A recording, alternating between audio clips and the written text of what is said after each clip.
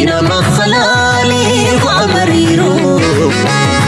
كورة جنهم السجر ندها فاتكيرو عندنا ينام خلالي وعمريرو كورة جنهم السجر ندها فاتكيرو ورا لا نقنا ليل أنا نقنا لا كشوك برت سدران أبنوك كنكنا يتعنكسو ينا جراتك ينحل بتنقسو وريقير وشرفن أباي كل أنقسقسو أنقسقسو أباي كل أنقسقسو أباي كل أنقسقسو قرار شخري وقداق الوانتراو وتبطو كدم نقل وأباي لقال سرفو ينا عقلو تحسيرو ينا عقلو بندقوهم بنقر ولن شخصهم بخبر نخبل تسدر تقتلت لبا نخلت دانو ينا أسبت قنين ولا وليد الدرب وانت ليخلق وانت للا بلد برقنين ينا أقول النرمتان لا قشتبلتن لا قشتبلتن ورا مرحنا لي تكل وجم سنن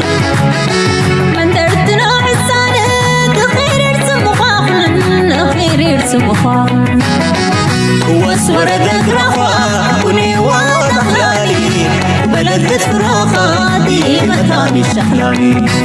وبريلة فرد أبري وراك الآن أوك وتمسن ينقنا يكرا شكل وقت شيرا إرنوغ الأكبر انبتين بلدي نربحر تكستلا ينقنر تتنقفر الكستلا ينقنر قنا مساقدي مكنا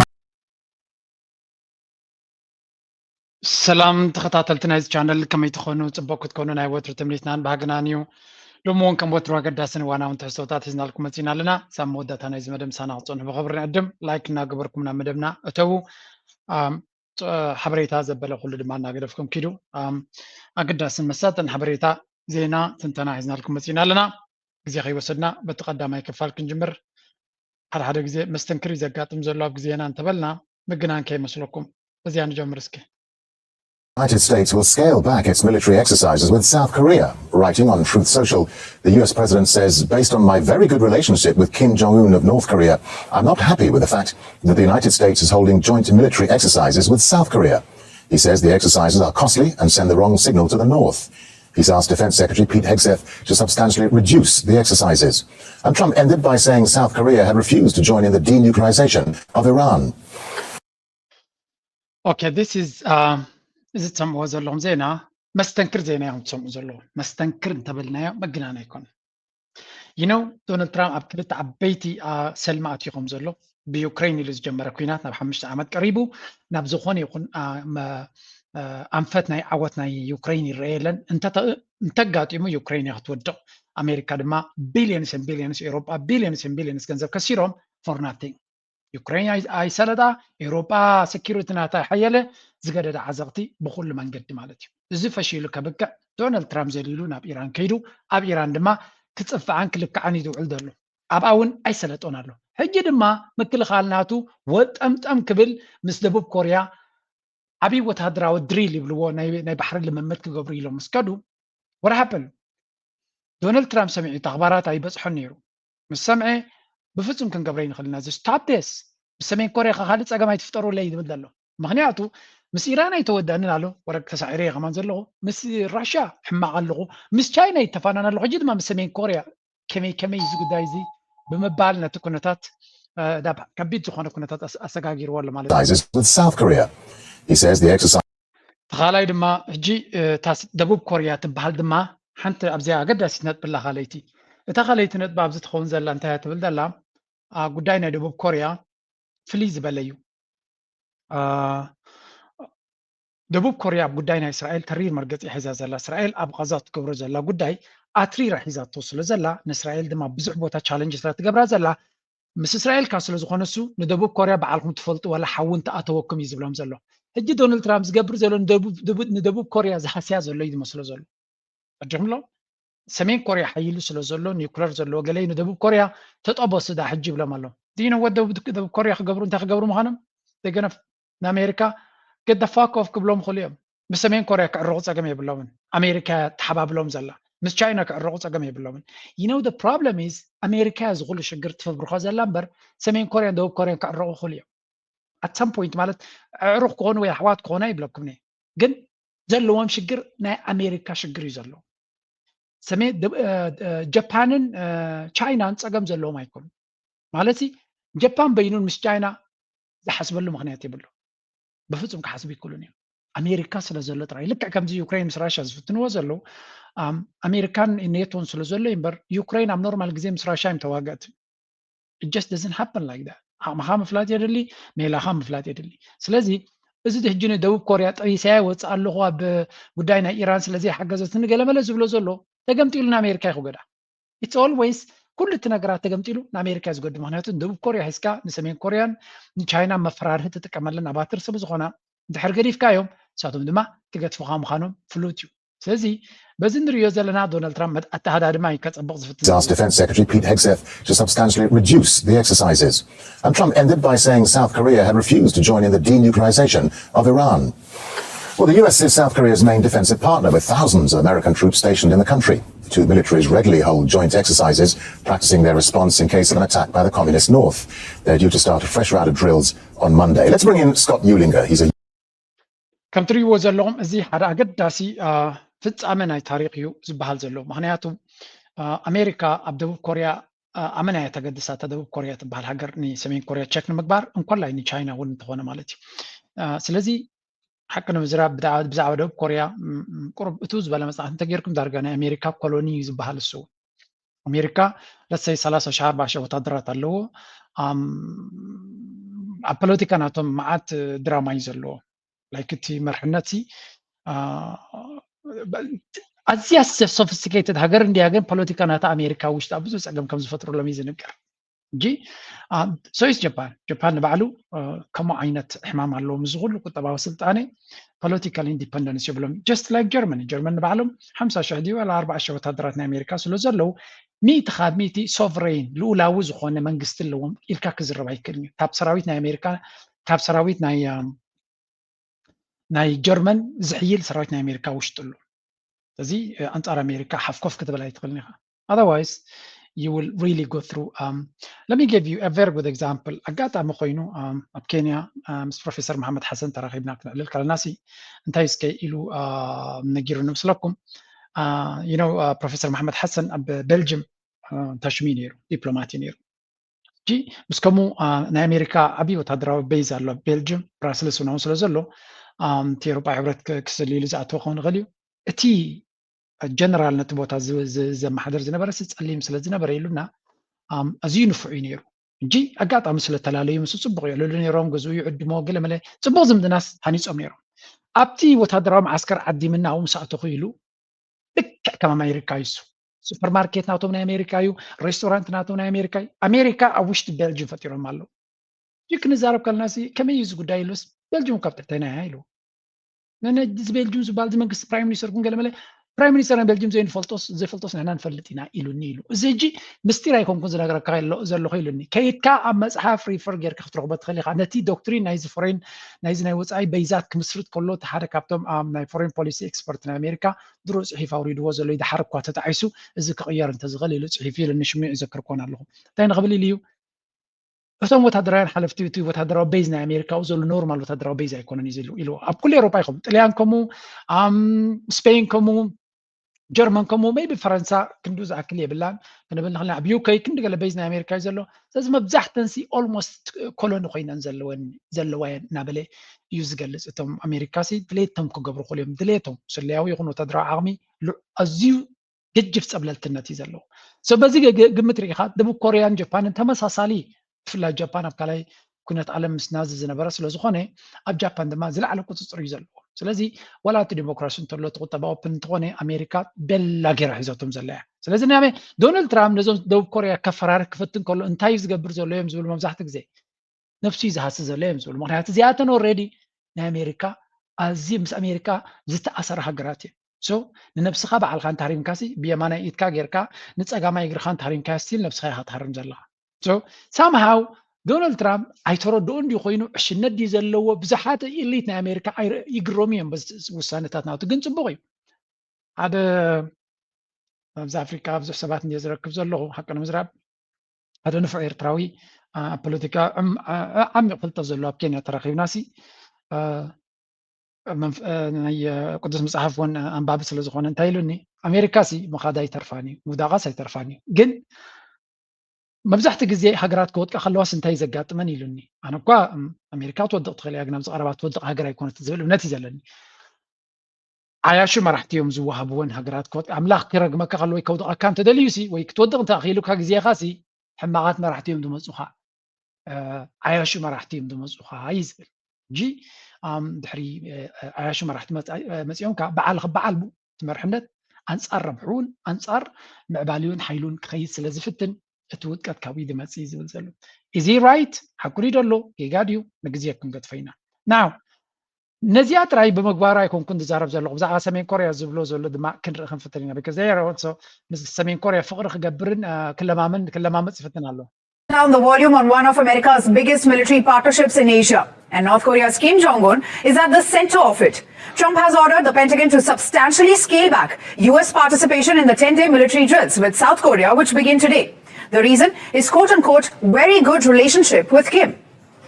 I am not happy with the fact that the United States has, long ago, agreed to participate in joint military exercises with South Korea. These exercises are not only costly, with much of these costs paid for by the United States of America, but send a signal that is totally inappropriate and hostile to a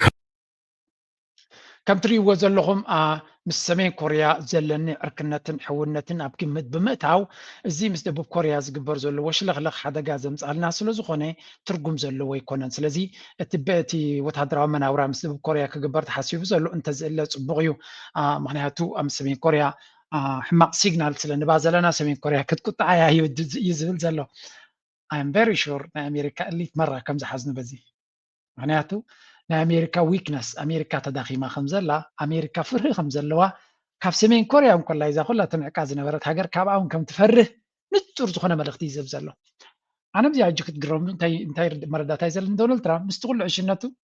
ፅቡቅ ውሳነ እዩ ዝገብር ዘሎ ተርዲኹም ኣሎ ምስቲ ኩሉ ዕሽነት ግደፎ ዳ ምስቲ ኩሉ ትዕቢቱ ብትዕቢሲ ዝተባዕጠ ሰብ እዩ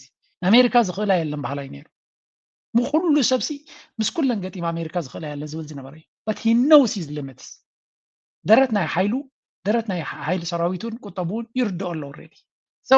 ንሰሜን ኮርያ ፈሪሁ ብሰሜን ኮርያ ዝምድኑ ከም ማሕሽን ክለማመፅን ምፍታኑ ከም ሓደ ድኽመትን እንታሽሙን ገይረ ይርዮን ልቦና እዩ እዚ እንተስ መኺሮሞ እንተስ በዓል በፂዕዎ ነገራት ኣብ ዝተፈላለየ ግዜ ኩነታትካ ተረዲኻ ትዕቢትካ ኣወንዚፍካ ድሕሪ ገፅካ ክትሃድም ኣለካ ኣተሓዳድማኻ ምፅባቕ ሕማቕ ኣይኮነን ብዛዕባ ሃገር ክትዛረብ ከለኻ ኩሉ ግዜ ኢጎናትካ ንረብሓ ናይ ህዝብካ ናይ ሃገርካን እንተገበርካ ዝበለፀ እዩ I don't think ዶናልድ ትራምፕ ሳዕ ክንዱ ተገዲሱ ዝገብሮ ዘሎ ሜቢ ኣማኽርቲ ስለ ዘለዎ ዝግበር ዘሎ እዩ ምክንያቱ ዋላ እውን ንሰሜን ኮርያ ከጥፍእዋ መደብ እንተለዎም you cannot do it at the same time ምስ ኢራን እናተወጋእካ ምስ ራሽያ እናተወጋእካ ምስ ቻይና እናተፋነንካ ምስ ሰሜን ኮርያ ሓድሽ ግንባር ኣይትኸፍትን ኢኻ ስለዚ እንተወሓደ ኣብ ካልእ ቦታ ክትጥንቀቕ ኣለካ ክትመሳሰል ኣለካ ምስ ኤርትራ ዝምድና ዝገብሩ ዘሎ ስለምንታይ ንኤርትራ ስለዝፈትዋ ስለዝፈርዋ ይብለኩም ኣለዋ ብዙሕ ሽግር ኣብ ሓደ ግዜ ኣሜሪካ ሃንድል ክትቋፀሮ ይትኽእልኒ ስለዚ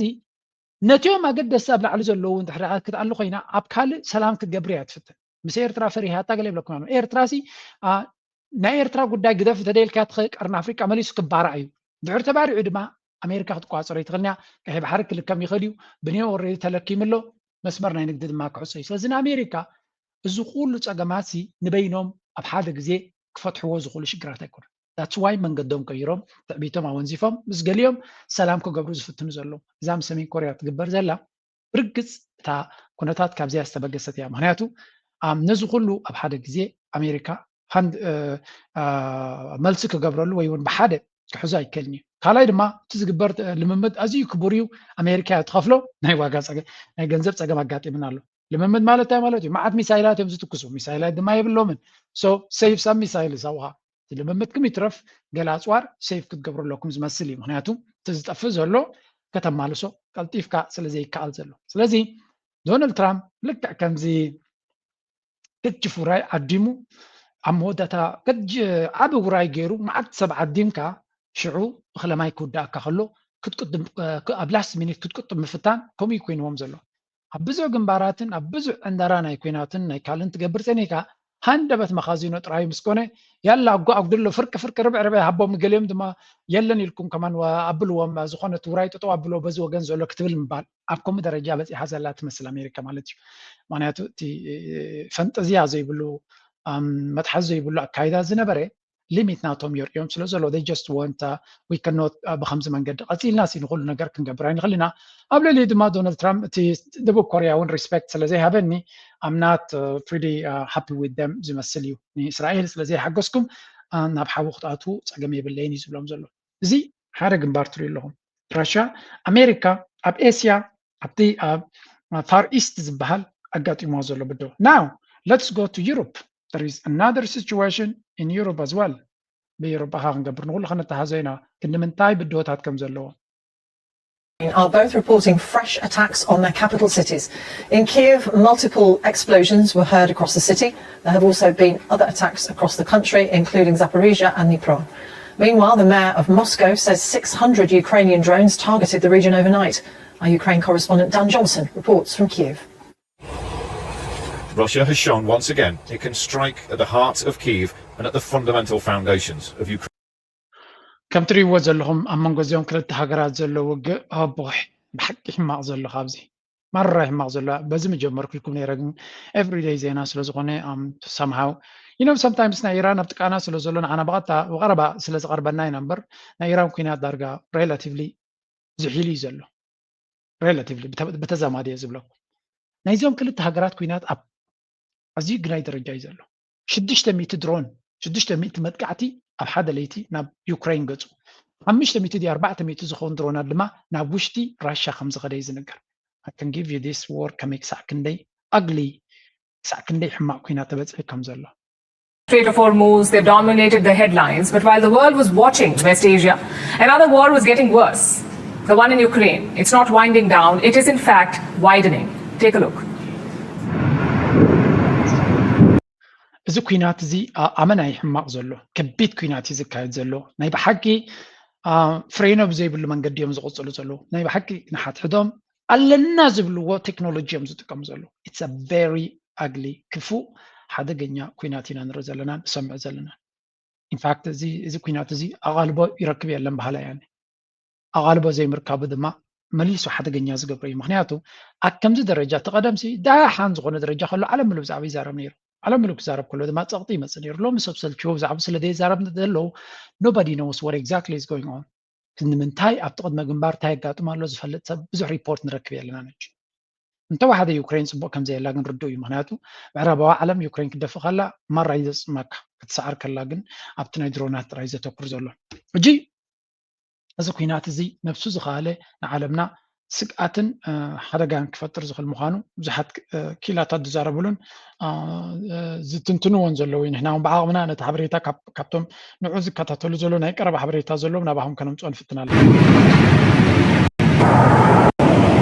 Ukraine fired a barrage of drones towards Russia. One of the targets was this warehouse. It belongs to a Russian online retailer. It's called Wildberries, sort of like the Amazon of Russia. The warehouse is located just outside Moscow and it has come under attack, which only means one thing. Ukraine is targeting the Russian capital more aggressively. Moscow's mayor released a statement. He said the Russian capital was targeted with as many as 600 drones. ከም ትሪእዎ ዘለኹም እዞም ሰባት እዚኦም ሓይልታት እዚኣቶም ናይ ብሓቂዮም ኣብ ከቢድ ዝኾነ ምትርራም ዘለዉ ወላት ራሽያ እውን ኣብ ገለገሊኡ ክሳብ ክንደዮም ዝብልዎ ዘለዉ ክሳብ 900 ኪሎ ሜትር ንውሽጢ ራሽያ ትሃርም ከም ዘላ ዩክሬን እዩ ዝንገር ዘሎ ኢትስ ብሩታል ዎር ከቢድ ኩናት ሓደገኛ ኩናት እዩ ዝካየድ ዘሎ ዳርጋ ኣብ ቅድሚ ግንባር ዘሎ ሪፖርት የለን ኣብ ሞስኮ ኣብ ኪቭ ሃርኪቭ ኣብ ካልእ ከተማታት ናይ ራሽያ እውን እንትኾነ ኣብ ኢንዳስትሪያል ቦታ ናይ ኤሮስፔስ ቴክኖሎጂ ዘለዎ ቦታ ዌርሃውስስ ናይ ሪቴል ስቶርስ ኤቭሪዌር እዩ መጥቃዕቲ ዘሎ ኣብ ኩሉ መጥቃዕቲ ኣሎ ሕማቕ መጥቃዕቲ ድማ እዩ ስለዚ እዚ ጉዳይ እዚ ምስ ኩሉ ከዓ ዝኾነ ይኹን ኔጎሲዬሽን ዝካየድ የለን ዝኾነ ይኹን ዝርርብ ወይ እውን ንዑ ምህዳእ ዝግበር ስጉምቲ የለን ማለት እቲ ኩነታት እናገደደ ይኸይድ ኣሎ and nobody is doing Drones were flying towards Ukraine as well. Russia launched a massive attack on Kiev last night. Ukraine says it shot down 3 missiles and nearly 100 drones. But they couldn't stop the entire barrage. At least 5 people were killed. The strike targeted a book market. It was completely destroyed. ብሓፈሻ ከም ትሪእዎ ዘለኹም እዚ ኩናት ከቢድ ኩናት ስለ ዝኾነ ብዙሕ ሓደጋ እዩ ዝወርድ ዘሎ ክልቲኦም ድማ ናብ ጣውላ ክመፁ ስለ ዘይከኣሉ ዘለዉ ነቲ ካልኣይ ሓይሊ ወይ ኣንበርኪኽካ ወይ እውን መንገዱን መኣዝኑን ከም ዝቕይር ጌርካ ናብ ጣውላ ከተቕርበለካ ዝብል ዓይነት መረዳእታ ሒዞም እዮም ዝኸዱ ዘለዉ this is going to make the whole situation even more worse because ድሕሪ ሓዲኦም ኢዱ ክህብ ተይክኢሉ ኢድካ ሃብያ ዘላ ሓዲኦም ኢዶም ክህብ እንተዘይክኢሉ እቲ ኩናት ብዝኸፍአ መንገዲ ክቕፅል ምዃኑ እዩ ኤውሮጳ መዓት ገንዘብ መዓት ድሮናትን ገለመለን ብዝከኣሎም ዝገበሮ ናብ ዩክሬን ሰድዎ ኣሎ ዩክሬን ድማ ኣኪቡ ናብ ራሻ ገፁ ይሰዶ ኣሎ ራሻ ድማ ናቱ ከቢድ ወታደራዊ ኣፅዋራት ዘማዕብሎ ዘሎ ፕላስ ካብ ሰሜን ኮርያ ሸሓት ሚሳይላት ገለ ይረክብ ኣሎ እዩ ዝበሃል ንኩሉ ተጠቂሙ ድማ ራሻ ከቢድ ዝኾነ ግብረ መልሲ ዝህብ ዘሎ ሓደ ነገር ግን ዝገርም ኩነታት ንርኢ ኣለና እንታይ ስኻ ዝክንዲ ዝሃረምካ እንተሃረምካ ሃገራት ዓበይቲ ሃገራት ተኮይነን ቀልጢፈን ኣይወድቃን እየን it's just that ትሪእዎ ዘለኹም ስቲል እቲ ከይዱ ዘሎ ቦታ ክትሪኦ ከላ it's not such a big thing ዳርጋ እቲ ምንቅስቃሳት ኣብ ዶባት ዘሎ ኣብቲ ግንባራት ዘሎ ክንዱ ይኮነን እንታይ ማለት እዩ ክንደይ ሚሳይላት ተተኪሱ ኣሎ ክንደይ ድሮናት ክንደይ ኣሽዓት ክንደይ ሚልዮናት ድሮናት ተተኪሶም ኣለዉ ሃገራት ብቐሊሉ ይፈርሳን እየን ድሮን ስለ ዘለካ ገለ ስለ ዘለካ ምድብ ሰራዊት ክትሰዕሮ ይትኽእልኒ ኢኻ ብክልቲኡ ወገን ንሱ እዩ ዝረኣየካ ናው ነዚ ናይ ብልፅግና ዕሸል ዝቁፀራ ድሮናት ሒዙ ዓውደ ኩናትን ግንባራትን ኣፍሪሱ ሃገር ክቋፅር ኢሉ ዝሓስብ ክሳዕ ክንደይ ዓሻ ምዃኑ በዚኻ ትፈልጥ ክሳዕ ክንደይ ዓሻ ምዃኑ you can kill or destroy stuff but you cannot win a war ንሓደ ዓብይ ዕርዲ ኣፍሪስካ ኩናት ክስዕረ ይትኽእልኒ ብድሮናት ብካልእ ቴክኖሎጂታት ደቂ ሰባት ሓያላት እዩ ኣብ ትሕቲ ምድሪ ኮፍ ኢሎም ኣብ ድፍዓት ኮፍ ኢሎም ክፅበዩ ይኽእሉ እዮም this is a real example ክንዲ ናይ ራሽያን ድሮን ናይ ዩክሬንን ድሮናት ዝጥቀም ዘሎ የለን ኩሉ ዓይነት ከቢድ ኣፅዋር ዝጥቀም የለን እንታይ ግን ክልቲኦም ነቕ ክበሃሉ ይከኣሉና ኣሎ ስለዚ እዚ ኩናት ኣቕሊልካ ምርኣይ ወይ እውን ዘለካ ሓፂን ዝኣከብካዮ ፍሉይ ለውጢ ከምፃካ ኢልካ ምሕሳብ እሽነት እዩ ንኩናት ክትስዕርን ዝገብረካ ሰራዊትካ እዩ ሰራዊትካ ድማ ክስዓርን ዝገብሮ ዕላማ እዩ ንምንታይ ዕላማ ይዋጋ ኣሎ ኣብ እጂ ክልቲኦም ሰራዊት ናይ ክልቲአን ሃገራት ዕላማ ኣለዉ ተደግምሎም ፅቡቅ ዕላማ ዘለዎም እዮም ራሽያ ንኣብነት ወራሪት ሃገር ክትብላ ትኽእል እዮም ራሽያ ግን ምስ መን ይዋግኡ ከም ዘለዉ ተረዲዎም ኣሎ እዚ ሓይሊ እዚ ኣብ ዩክሬን ስለ ዘለና ኣብ ዩክሬን ዝትኮስ ዘሎ እምበር ኣብ ራሽያ እንተኮይኑ እንታይ ክገብር ከም ዝኽእል ንሪኢ ኣለና ምሳና ዝዋጋ ዘሎ ድማ ዩክሬን ከም ዘይኮነ ርግፀኛታት ኢና ስለዚ እንታይ ክገብሩ መደብ ከም ዝነበሮም በዚ ሕጂ ንሪኦ ዘለና ባሕሪ ጥራይ ክርዳእና ኣለዎ እዮም ዝብሎ ዘሎ ወገን ዩክሬን ድማ መሬትና እዩ ዝኸይድ ዘሎ እዮም ዝብሉ ዘሎ ወላ እኳ ሓገዝቲ እንተለውና መሬትና ልውላውነትና ኣሕሊፍና ይንህብን ኢና ንህዝብና ኢና ንቃለ ዘለና ንርስትና ኢና ዝቃለ ዘለና ዝብል ከኣሶም ኣሎ ዋላ እኳ እቲ ኣጀንዳ ብቐደሙ ክብገስ ከሎ ብካልኦት ተደሪኾም ተኣተውዎ ኣብዚ ሕጂ ግን ነቲ ህዝቢ ንመሬትካ ንርስትኻን ኢኻ ትዋጋእ ዘለካ ኢሎም ስለ ዘመንዎ ንክዩዚ ዝዋጋእ ዘሎ ስለዚ ክልቲኡ ሰራዊታት ዓብይ ዕላማ ዘለዎን ንዕላምኡ ድማ ክሳብ መወዳእታ ክታኮስ ከም ዝኽእል እዮም ዘርእዩና ዘለዉ እቶም ነቲ ኩናት ብድሕሪ መጋረጃ ገንዘብ ወረቃቅቲ እናሰደዱ ዝርእይዎ ዘለዉ ድማ ቅንጣብ ወላ ሓንቲ ዝጎድሎም የብሎምን እንተኸሲቦም ተኩናት ዩክሬን ስዕራቶ ይረብሑ ራሻ ፋፋይት ያላቶ ማለት እዩ እንተደይላ ድማ ዩክሬን በዓላ ትፈልጥ ማለት ዝኣክል ወሲዶም ኣለዉ ተረፈ ድማ በዓል ፈልጥ ስለዚ they lose nothing ገንዘብ ይኸስርሎ ገለ ይኸስርሎ ግን at the end of the day if you see them ሃብታማት እዮም they're wealthy people ተን ሃገራት ኣብ ዕዳጋ ኣትዋየን እቶም ካምፓኒታትን እቶም ግለሰባትን ግን ሃብቲሞም እዮም ዝወፁ ምክንያቱ ካብ ኩናት ይረብሑ እዮም ንሳቶም ናይ ኣፅዋር ካምፓኒ ክህልዎም ይኽእል ናይ ገለ ክህልዎም ይኽእል ብዙሕ ረብሓ እዩ ዘለዎ ስለዚ ወላ ዩክሬን ተተሰዓረት ክንዱ ዝኣክል ክሳራ ዝወርዶም ሰባት ኣይኮኑ ብክልቲኡ ሸነኽ ዝረብሑ እዮም ኢንፋክት ኣሜሪካ ነዚ ኩነታት ዛብ ካልኣይ ኩናት ዓለም ትጥቀመሉ ነይራ እየ ዝበሃል ንጀርመን ንናዚ ንሂትለር ሲ ትፎርድ ዝበሃል ካምፓኒ ብዙሕ ኣፅዋራት እዩ ዝሸጠሉ ነይሩ እዩ ዝበሃል ናይ ኣሜሪካ እዩ እንታይ ብክልተ ወገን ኮንካ ምውጋእ ኣሜሪካ ካብ ቀደም እያ ትፈልጦ so they really ተሰዓር ይኸስቡ እዮም ኤውሮጳ እዩ ዝኸስር ዘሎ መዓት ገንዘብ ናብ ኣሜሪካ ይሰድድ ስለ ዘሎ ቁጠባናት እዩ ዘሎ ኣሜሪካ ግን እቲ ወላ እኳ ዕዳ ገንዘብ ሂብና ንህብ ኣለና እንተበሉ ደይ እቲ ገንዘብ ተጠዋዊዩ ኣብ ካምፓኒታት ናይ ኣሜሪካ ይዝተርፍ እዮም ዝብልዎ ስለዚ በዚ ኮይኑ በቲ ክንዱ ዝኣክል ክሳራ ዘለዎም ኣይኮኑን እዮም ዝበሃል ናው ብኩሉ መንገዲ እናተሓስከያ ክትከይድ ከለካ ኣብቲ ቅድሚት ንሪኦ ፀናሕና ናይ ሰሜን ኮርያ ናይ ራሽያ ናይ ኣሜሪካ ናይ ኢራን ኩሉ እናተሓስከያ እንድሕር ከይድካ እንታይ ክኾነካ ኩነታት እናተቀያየረ እዩ ዝኸይድ ዘሎ እዚ ግንባራት ብዙሕ ምቅያራት ይገብር ኣሎ ሓያል ተኮይንካ ጥራይካ እዛ ሕጂ ዘለና መድረክ ክትነብራ ትኽእልን ክትቅፅል ትኽእልን ድኹም ድሕሪ ኮንካ there is no place for weakness ድኻምነት accommodate ዝገብር ቦታ የለን you must be strong ሓይሊ ድማ ወላ እኳ ብቐንዱ ወታደራዊ ዓቕሚ ክኸውን እንተኾነ ቁጠባዊ ዓቕሚ እውን ኣገዳሲ እዩ ምክንያቱ እቲ ወታደራዊ ብዘይ ናይ ቁጠባዊ ሓይሊ በይኑ እኹል ኣይኮነን ስለዚ እቲ ወታደራዊ ዓቕሚ ክህልወካ ክኽእል ኣለዎ ካልኣይ ድማ ብግምት ኣለዎ ቁጠባዊ ዓቕሚ ጥራይ ብዘይ ወታደራዊ ዓቕሚ ትርጉም የብሉ ኣብዚ ሕጂ ዘለናዮ መድረክ ቀደም ቅድሚ 5 ዓመት ገለመለ ፋይን ሰራዊት ዘይብልካ ዋላ ውትድርና ዘይብልካ ቁጠባ እንተለካ you would be respected country ሎሚ ገንዘብ ሃሊካ ቁጠባ ሃሊካ ሰራዊትን ወታደራዊ ዓቕሚ እንተዘይብልካ ዶናልድ ትራምፕ ኣሽቃዕላሊ ይፃወተልካ ካልእ ዓለም እውን ኣሽቃዕላሊ ይፃወተልካ ስለዚ ክልቲኡ ክህልወካ ኣሎ ሚሊታሪ ፓወር at the same time economic power ሚሊታሪ ጥራይ ንበይኑ ድማ ከም ሓደ ዓብ ነገር ዋላ እኳ ኣብዚ ሕጂ ዘለና ኣገዳሲ እንትኾነ ቁጠባ እንተዘይብልካ ኩሉ ግዜ ቅልዑነት ኣለካ ምክንያቱ ክትበልዕን ክትሰትን እውን ስለ ዘለካ ህዝብኻ ኳሊቲ ናይ ላይፍ ናቱ እውን ኣገዳሲ ስለ ዝኾነ ድሕሪ ንዑ ስኢኑ ሰራዊትካ ገዲፍካ እውን ክኸይድ ይኽእል እዩ ስለዚ እቲ ቁጠባ እቲ ህዝብኻ ኣብ ዓድኻ ኮፍ ኢሉ ንመኸተ ክሕግዘካ ከም ዝኽእል እዩ ዝገብር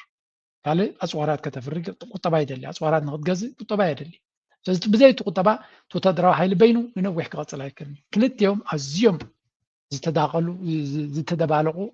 ነገራት እዮም እቲ ሓደ ነቲ ሓደ ይሒሎ እቲ ሓደ ነቲ ሓደ ይሒሎ ውሕስነት ይቦ ወታደራዊ ዓቕሚ ነቲ ቁጠባ ውሕስነትን ቀፃልነትን ይቦ እቲ ቁጠባ ዓቕሚ ድማ ነቲ ወታደራዊ ሓይሊ ቀፃል እናሓየለ ከም ዝኸይድን ንቐፃሊ እዋን ድማ ድልውነት ከም ዘለዋካን ይገብር ስለዚ ክልቲአን እየን ክነፃፀላ ዘይግባአን ተተሓሒዘን ክኸዳ ኣለዎን ሜይቢ ሳልሰይቲ ክትውስኸለን እንድሕር ኮንካ ብዙሕ እንዲ ዘለዎ ግን ዲፕሎማስያዊ ሓይሊ ድማ የድልየካ ሓደ ግዜ ክልቲኡ እቲ ቁጠባ እቲ ወታደራዊ ሓይሊ ከለካ ሳልሰይቲ ድማ ዲፕሎማሲ ኣብዚ የድልየካ ኩናት ኣይትኣቱን መሓዙ ትረክብ መሻርክቲ ትረክብ ደገፍቲ ትረክብ ፀግዒ ትረክብ እጂ እቲ ዲፕሎማስያዊ ሓይሊ ድማ ነዚ ክልቲኡ ነቲ ክልተ ዘለካ ሓይሊ ኣወሃሂድካ ተወሳኺ እግሪ ክትውስኽ ይሕግዘካ ማለት እዩ እዚአን ኩለን ናራናየን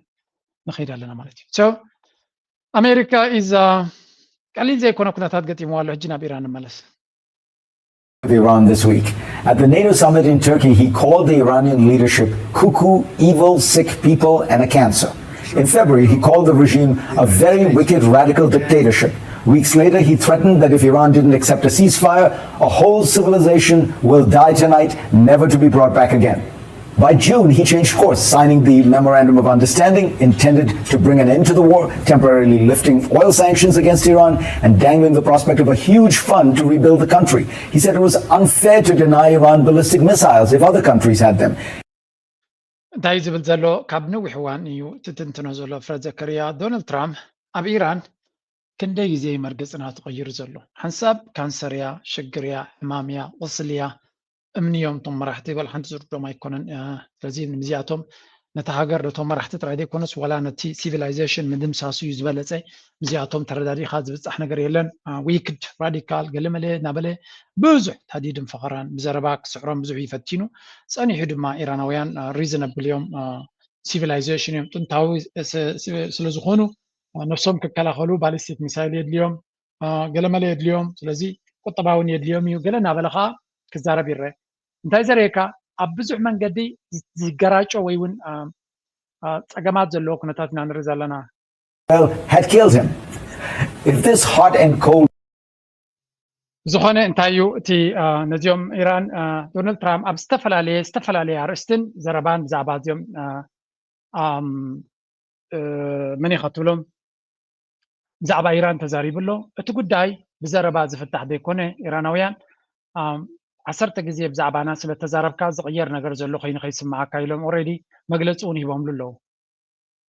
Some West Asia crisis, Iran's army chief issued a warning to Donald Trump after the US president vowed to make the Strait of Hormuz American territory. Joking about such remarks is a major mistake, because this is Iran, and it has defenders who will break your legs. The warning came alongside another extraordinary claim. جنتايوم زبل زلوا أبزن تاريخهم دونالد ترامب وشمت هرمز خنقوا عصرينا نا أمريكا تاريخ قبرينا نا أمريكا مجزات قبرينا جزات كن قبرينا كلنا قرد ما بينا يزولوا بتعطوان كبان قلنا بلي دزار أوكي برد السيم تايم ولا حنت نتوشمت هرمز كهفتي كالن إيرانوين كتاب ولا وشمت هرمز بحيلقة وسط سبنا يزل ليكا معناته إيرانويان سبسريم إجرها سيرم إجرها قرسيمنا سنكل جيرنا عمل سكتة ده كوينو بحيل مزيخا كتوزدو دخل نجارية بالكان يمزلو زلو سلزي إيرانويان are not afraid نتي دونالد ترامب نتي نايك آلات عندرا ناتو بناتو تمتاتاني عندرا نخملو سولو ساقم زلو ما يكونون كالاي أعتقد ميتايب لكم نيرنا يسمين كوريا ناي راشيا ناي قلي إيرانويان يفلتو يمزي أمريكا ببزع من قدي تتحيزا خمزالا ونيردو مالي عايش يكون لكالي لباماتي سنزو كلنا تأمتو ساتم لمان دونالد ترامب ويون أمريكا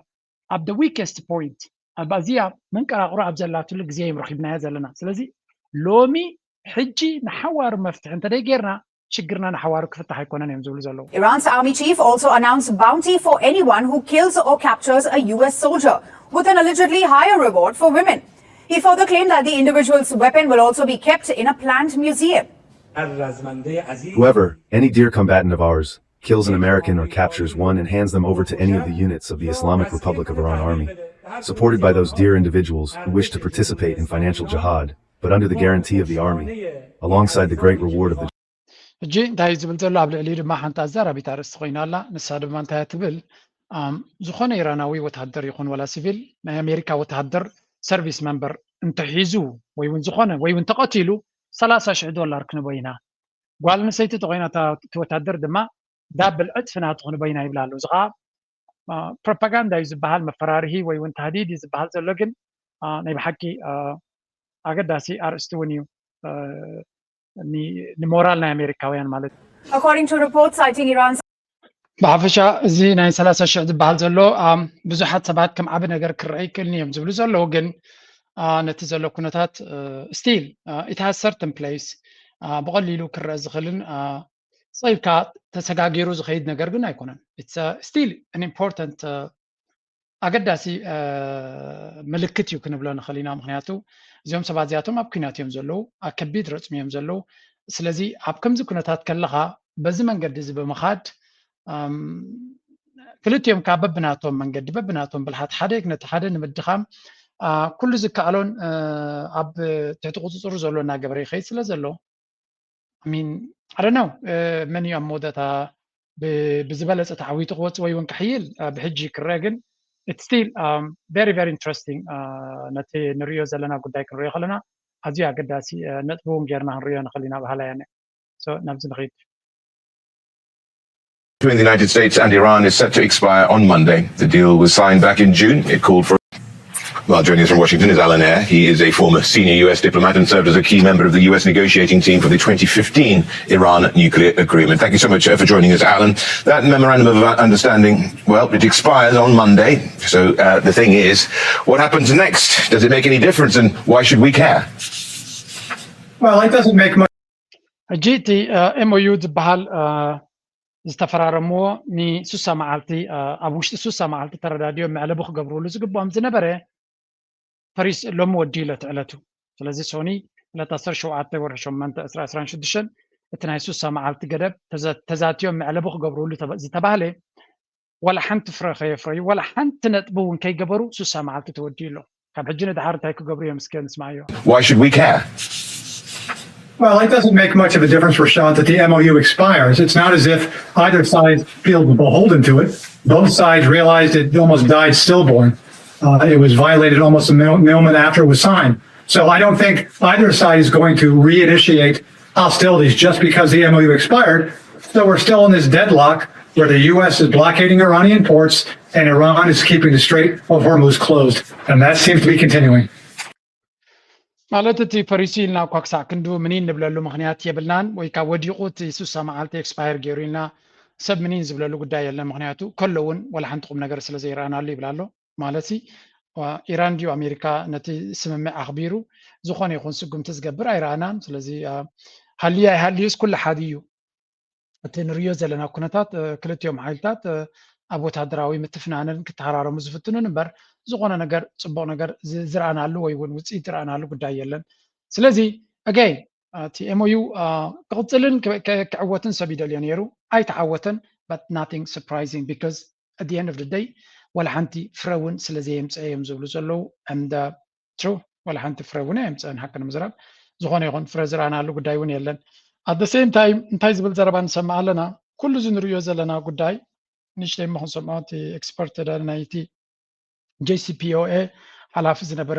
ኣብቱ ግዜት እውን ነቲ ናይ ኣብ ግዜ ኦባማ ኣብ መንጎ ኢራንን ኦባማን ዝተገበረ ስምምዕ እውን ዝፈልጥ ሰብ ስለ ዝኾነ Yeah, I mean, does this, quiet period, are there negotiations taking place between Tehran and Washington? We know their back channels certainly, and messages being passed to the mediators like Qatar and Pakistan. Well, I think there are always messages being passed, but I don't think there's any vigorous negotiations going on between the two sides. The U.S. wants to get this straight open, but it can't because Iran has decided, the Iranian leadership, which is more hardline, more radical than the one we killed in late February, they've decided that they want to increase the pain on the U.S. and not give President Trump relief as the U.S. heads into the midterms. So the default position now for Iran is keep the strait closed. So እንታይ ዝብሉ ዘለዉ እቲ እንታይ ኢና ክንፅበ ሕጂ ካብ እጅ ንዳሓርሲ እንታይ ክመፅእ እንታይ ክኸውን ይኽእል ንዝብል ፍሉይ ነገር ክትፅበዮ ትኽእል ነገር የለንን ኢራናውያን ኣዝዮም ሕጂ ድማ ኣብ ስልጣን ዘለዉ ኣኽረርቲ ስለ ዝኾኑ ንኣሜሪካ መሊሶም ክቕርቅርዋን ክሕምምዋን ዳኣ እምበር ዋጋ ናይቲ ኩናት ኣፀቢቑ ከም ዝኸብርን ዶናልድ ትራምፕ ድማ ክወፅእ ተኮይኑ ከምቲ ናይ ቀደም ዘይኮነ ዝዓበየ ዋጋ ዝገደደ ዋጋ ከፊሉ ንክወፅእ ገይሮምሉ ስለ ዘለዉ ከይፈተወ ኣብ ጠንቀላላዕ ከም ዝብል ገይሮም ኣለዉ ስለዚ ፍሉይ ለውጢ ክንሪእየሉ ንኽእል ኩነታት ስለዘየለ እቲ ጉዳይ በዚ ዘለዎ እናተሓላለኸ ክቕፅለሉ ዝኽእል እምበር ፍሉይ ነገር ከጋጥም ይኽእል እዩ ወይ እውን ብፍሉይ ነገር ክውዳእ ይኽእል ኢልካ ክትዛረበሉ ትኽእል ኩነታት እውን የለን እዩ ዝብል ዘሎ ኦል ኢን ኦል ክረአ ከሎ እቲ ተሓደስ ዘለ መኾነ ነይሩ ማለት ናይ ኢራን ጉዳይ ሰባት ነናቶም ትርጓሜ ምሃብዎ ነይሮም እተን ሃገራት ኸልጅ ግን ኣዝዩ ከቢድ ዝኾነ ፈተና ወሪድዎን ስለ ዘሎ ናበይ ገፀን ክኸዳ ይኽእላ እዩ ትሕቶ A powerful gift of sorts, the opportunity to demonstrate to the world control over the Strait of Hormuz. The strait handled about 20 million barrels of oil a day before the war, 1/5 of the world's total oil supply. By exerting control over the waterway, Iran has brought about what the International Energy Agency calls the largest disruption to global oil supply in history, sending oil prices soaring. እዚ ኩናት እዚ ወላ እኳ ብዙሕ ሕማቕ እንተነበሮ ንኢራን ግን ትዝዓበየ ብልጫ ኮይኑ ዓበ ብልጫ እውን ሂብዋ ክበሃል ከኣል ወላ ብዙሕ ክሳረታት እንተስዕባላ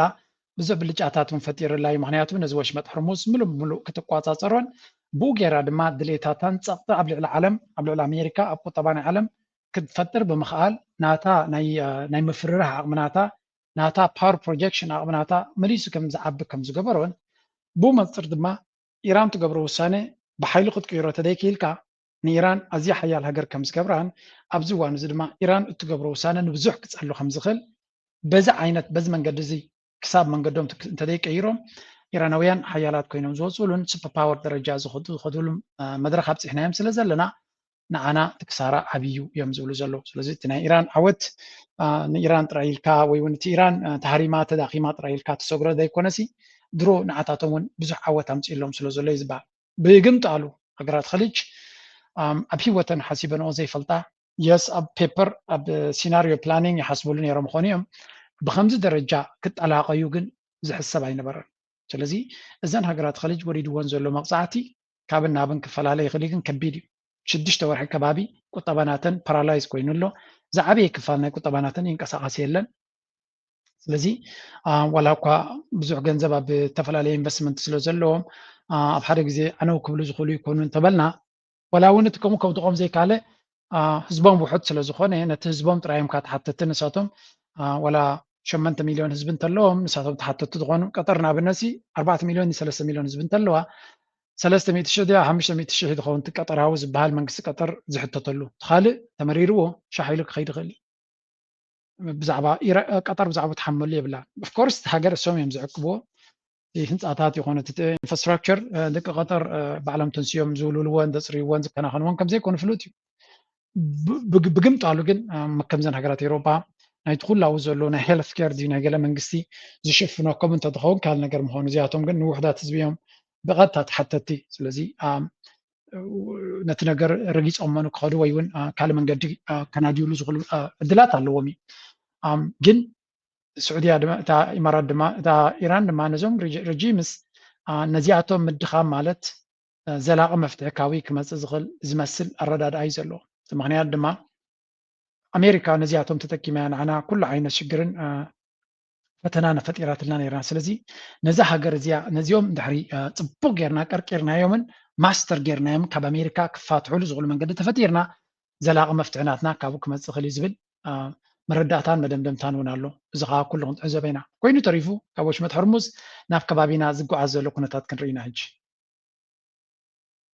The deadliest conflict of the 21st century isn't happening in the Middle East. It's actually happening in Africa. 4 years after one of the continent's most devastating civil wars finally ended, Ethiopia may be sliding back toward the abyss. Sporadic fighting has broken out in the Tigray region between forces loyal to the Tigray People's Liberation Front and the TPLF and the Ethiopian Federal Army. So here's the background. The TPLF, which controls Tigray, fought a brutal 2-year war against the federal government from 2020 to 2022. They killed hundreds of thousands. A peace deal ended it, but it was never fully implemented. And the TPLF has since pushed out the interim administration that was created by that deal and retaken control of the region. So now both sides are back at each other's and are choosing, and some actually. كم تسمعوا ዘለኹም ኣብ ሚድያ ናይ እስራኤል ዝወፀ ፀብፃቢና ንርኢ ዘለና ኣብ ዓለምና እቲ ዝኸፈ ኩናት ኣብዚ ዘበን እዚ ኣብ ማእከላይ ምብራቅ ዘይኮነ ኣብ ኢትዮጵያ ያጋጢሙ ሕጂ ድማ ካልኣይ ግዜ እዚ ኩናት እዚ ንክምለስ እዩ ዝበሃል ዘሎ ኢትዮጵያ ሕጂ እውን ናብ ከቢድ ኩናት ትኸይድ ከም ዘላ እዩ ዝብል ዘሎ እንተወሓደ እቲ ኩናት ናይ ኢትዮጵያ ይሕጉሰና ክብለኩም ኣይክእልኒ ግን ኣብዛ ፀብፃብ እዚኣ ምስ ኤርትራን ኢትዮጵያን ናብ ከቢድ ኩናት ይኸዳ ኣለዋ ዝብል ዘረባ እናተኣልየ ይመፅእ ኣሎ ተርዲኹም እታ ዘረባ ክለሰብዕለላ ስለ ዘለኹ ኤርትራን ኢትዮጵያን ናብ ከቢድ ኩናት ይኸዳ ኣለዋ ዝብል ዘረባ ንነዊሕ እዋን ነቲ ሜይንስትሪም ሚድያ ዓብሊልዎ ድሕሪ ምፅናሕ እንታይ ክብሉ ጀሚሮም ኣለዉ ኢትዮጵያ ናብ ከቢድ ኩናት ትኸይድ ኣላ ኣብ ትግራይ ንከቢድ ኩናት ምድላዋት ይግበር ከም ዘሎ እዮም ዝብሉ ዘለዉ ነቲ ናይ ሰራዊት ናይ ኤርትራን ህዝቢ ኤርትራን ህዝቢ ትግራይን ኣብ ዛላምበሳ ዝገበሮ ድማ ከም ሓደ ኣገዳሲ ቀስቃስ ናይ ኩናት ገይሮም ክቐርፅዎ እዮም ዝፍትኑ ዘለዉ ኣጋይ there are many ብዙሕ ኣክተራት እዮም ዘለዎ ኣብዚ ጉዳይ እዚ ነቲ ኩነታት እዚ ክጠማዝዎ ዝፍትኑ ዘለዎ ግን ኣብዚ እዋን ዝርድኡ ዘሎ ወይ እውን ብዓብዩ ዘይዝረብ ብዓብዩ ካብ ምዝራብ ዝሕትል ኢሉ ዘሎ ነገር እንተሎ ኤርትራን ኢትዮጵያ ናብ ኩናት ከኣትዋየን ዝብል ዘረባ እናጎደለ እዩ ዝኸይድ ዘሎ ብግምጣሉ ኤርትራ እናሓየለት ትመፃላ ዲፕሎማስያዊ ድጋፍ ትረክባላ ከምዚ ትኸውናላ ዝብል ዘረባ ተደጋጋሚ ንሰምዕ እንተቲ ካልእ ዝብልዎ ዘለዉ ድማ ብመንፅር ክመላለስ ንሰምዕ ኣለና ስለዚ ሃገርና እንተወሓደ ካብቲ ናይ ሜይንስትሪም ሚድያ ቀፃሊ ዘርከበ ዝዕንድረሉ ዝነበረ ጉዳይ ወፂና ናብ ምንታይ ኣቲና ኣለና ናብ እንተወሓደ ናይ ካብቲ ናቶም ሜይንስትሪም ሜይን ፎከስ ዝነበርና ንጎም ሸትም ብዛዕባና ዝዛረብዎ ዝነበሩ ካብ ወፂና ገለ ነገር ወላ እኳ ንዓና ገዲፎም ክኸዱ ዘየጥመሎም እንተኾነ ግን እንተወሓደ ንሕና ካብቲ ናቶም ዘረባ ቁርብ ዘዕረፍና ንመስል ኣይከኖ ኤርትራ ጠቕላላ ወፂ ኣላ ኢለ ክነግረኩም ኣይክእልኒ ምክንያቱ ብዘይ ኤርትራ እቲ ዜና ናይ ዛ ቀርኒ ኣፍሪካ ፅቡቅ ኣይከይድን እዩ ብፍላይ እቲ ዜና ናይ ኢትዮጵያ ብዘይ ኤርትራ ፅቡቅ ኣይከደሎም እዩ ኢትዮጵያ ትፈርሳላ ክብሉ እንተኮይኖም እንተወሓደ ንኤርትራ ኣብኡ ክእትውዋሎም ኣብታ ኣጀንዳ እሞ ንኤርትራ ንእሽተይ ክትሃርማ ክትክእል ኣለካ ተዘየለ ኢትዮጵያ በይና ትፈርስ ምህላዋ ንኤርትራ ኢንዳይሬክት ሓያል ዝገብራ ሱዳን ይፈርስ ኣሎ ወይ እውን ኣብ ኩናት ሕተት ኣሎ ኢትዮጵያ ኣብ ኩናት ሕተት ኣሎ የመን ኣብ ኩናት ሕተት ኣሎ ኤርትራ ኣብቲ ቦታ ዝበለፀት ሃገር እያ ምባል ኣዝዩ ከቢድ እዩ ንዖም that's why ኤርትራ ንበይና ፅቡቅ ኣላ ንኸይብሉ እቲ ዞባቲ ናብ ከቢድ ኩናት ይኸይድ ኣሎ ኤርትራን ኢትዮጵያ ናብ ኩናት ክኸዳ ይኽእላየን ገለ ዝብል ዘረባ ብምትካእ ነቲ ዘሎ ኩነታት ኩሉ ግዜ ንኤርትራ ኢንክሉድድ ኣብቲ ናይ ፀገም ባይታ እናኣከብካ ኣብ ጉዳይ ናይ ሱዳን ኢትዮጵያ ዳርጋ ኣብቲ ኩናት ናይ ሱዳን ኣትያ እያ ዘላ ነዚ ነገር እዚ ባላንስ ንምትሓዝ ንኤርትራ ድማ ምስ ሰራዊት ናይ ሱዳን ትተሓጋገዝ እያ ዝብል ዘረባ ትድርቢ ኣብ ጉዳይ ናይ ገለ ክኸውን ከሎ ንኤርትራ ኩሉ ግዜ ኣብቲ ናይ ፀገማት እትው ኣቢልካ ሽም ኤርትራ ምፅያቅ እዚ ሓደ ካብቲ ሊቅነት ዘለዎም ይታርሲ ቶም ሜይንስትሪም ሚድያ ወላ ብዛዕባ ኤርትራ ክዛረቡ ተደልዮም እሱ ትዘረቡ about why everybody is fighting. I mean, what are the goals of these different groups? Thank you for having me. Well, to understand the crisis, we must look at how Ethiopia was organized in the past. So from 1991 to 2018, the country was governed by a coalition which was dominated by the TPLF. And they created a system of, we can call it an ethnic federalism. It's a model that divided Ethiopia into different regional states based on the language and ethnic identity. And it gave these groups the constitutional right to govern themselves locally. However, this system also created a deep contradiction. انت واحد كساب تحجي قليس وازلهم سير ترازة تحت أجمع زي مقلاسو كم تبغى يرنا نقطره أتتأجمع تيزلو كابيز بقسي نحريل كابتي شن شاتم انت سان حدن زجبروا دحري حبدش كوليشن ويكا لفنت من قست مقامو يهدق ملتيو كاب تسان همشان بيلم دمانة تقوام فدرال إثنيك فدراليزم كابزة تاتاتو بوز بقسي تتأجمع هنا تتهجر ناب إثنيكاوي بقام كان ب مننتن زتمغاغل زوباتات سلا زغبرو تو زوباتات دما اكندنتي حغراو سمعيت زمعبلو ناتوم ناي زوباو سمعيت كمعبلو سلا زخالو ناي بهيرومن ناي زوبومن ناي كللومن راي زياده سمعيتن بانديران سلا زغدسوم زز مصنابت سلطان دما ناتو اجندا ناتو زبن ناتو كل زتوكر برنابتي حجر درجه زحسب سلازي تفطره زغاطموم صقميو يوز بحال زلو ስለዚህ እቲ ጠንቂ has little to do with others, has more to do with themselves. ዝዓበየ ፀገም ካብ ነፍሶም ዝብገስ እምበር ካብቲ ከባቢ ዝብገስ ከም ዘይኮነ ወይ እውን ካልኦት ሓይልታት ደፊኦም ዘምፅኡሎም ዘለዉ ፀገም ከም ዘይኮነ ንምርዳእ ዝኣክል እዩ ዝገልፅ ዘሎ ሕጂ እዚ ኣገዳሲ መበገስነት ክውሰድ ይኽእል እዩ እቲ ሃገር ዘለዋ ፀገም ብመሰረቱ ስትራክቸራል ኣቃውማ ናይቲ ሃገር ምዃኑ እቲ ፀገም ኣብ ውሽጢ ሃገር 3-4 ዓይነት ኩናት ዝካየድ ዘሎ ናይ ደገ ሓይልታት ስልፋን ስለ ዝገበርዎ ዘይኮነስ ኣብቲ ኔሽን ቢልዲንግ ሃገር ክትነፅ ከላ ብመሰረቱ ኣብቲ መሰረት ጌጋ ስለ ዘጋጠመ ኣብ ላዕሊ ቦያ እንተለኸኻ ወላ ፍሬማት ወላ ስእልታት ተጠቃዕካሉ እቲ ታሕቲ እንተደይጥዕዩ ፀኒሑ ናብኡ ክመልሰካ ከም ዝኽእል ኢና ንርኢ ዘለና ስለዚ እዚ ጉዳይ እዚ ናብ ዝገደደ ደረጃ ኣብ ዝኸደሉ ዘሎ ብልፅግና ኣከንደነቲ ጉዳዩ ባዕሉ ወሲኑ ክፈትሕ ዝፍትን ተገብሪ ዝፍትን ዘሎ ናብ ካልኦት ሓይልታት ከፀግዖ ይፍትን ዘሎ ንኣብነት ኤርትራን ግብፅን ቀዳሞት ትላንትም ዛሬም ነገም የግብፅ የተንኮል ትብታብ የኢትዮጵያን የእድገት መንገድ መዝጋት ላይ የተመሰረተ ነው። ያጣችውን መልሳ ቁጭቷን አስተካክላ ጸንታ የምትቆም ሀገር ለልጆቻችን ለማስረከብ በጋራ እንስራ ብዬ ነው ማስብ። በአናሎግ ዘመን ተሳካልን ብሎ የሚያስቡ በአናሎግ ዘመን ከለከለ ብሎ የሚያስቡ ሰዎች በዲጂታል ዘመን ደግሞ እንዲሳካላቸው የሚፈቅድ ትውልድ መሆን የለበትም። ይሄ ዘመን ከም ትሪእዎ ዘለኹም ቴክኖሎጂ ዝርድኦ ሰብ ኮይኑ እንዲኣክት ዝገብር ዘሎ ኣናሎግ ክበሃል ከሎ እቲ ዝዘውር ሰዓት ገለመለ ማለት እዩ ዲጂታል ዝበሃል ካ ብቁፅር ዘርእየካ ስለዚ ኣብቲ ናይ ኣናሎግ ኣብቲ ናይ ድሕረት ግዜ ዝሰለጦምን በቲ ንግብፂ ይፀርፍ ዘሎ ኣብቲ ናይ ኣናሎግ ግዜ ቅድሚ 30 ዓመት ማለት እዩ ኣብ 91 ብዝተፈላለየ መንገዲ ገይሮም ተሓጋጊዞም ስዋሓትን ምስ ኤርትራን ኮይኖም ንግብፂ እውን ብሓደ እንዲፀርፍ ዘሎ ተሓጋጊዞም ንኢትዮጵያ ካብ ባሕሪ ክዓፅዋ ዝኽኣሉ ሎሚ ከምኡ ኣብዚ ዲጂታል ዘበን ከምኡ ክኾነሎም ዝኽእል ኣይመስለንን እቲ ዲጂታል ሲስተም ሲ ዝያዳ ስለ ዝርዳእና ንሕና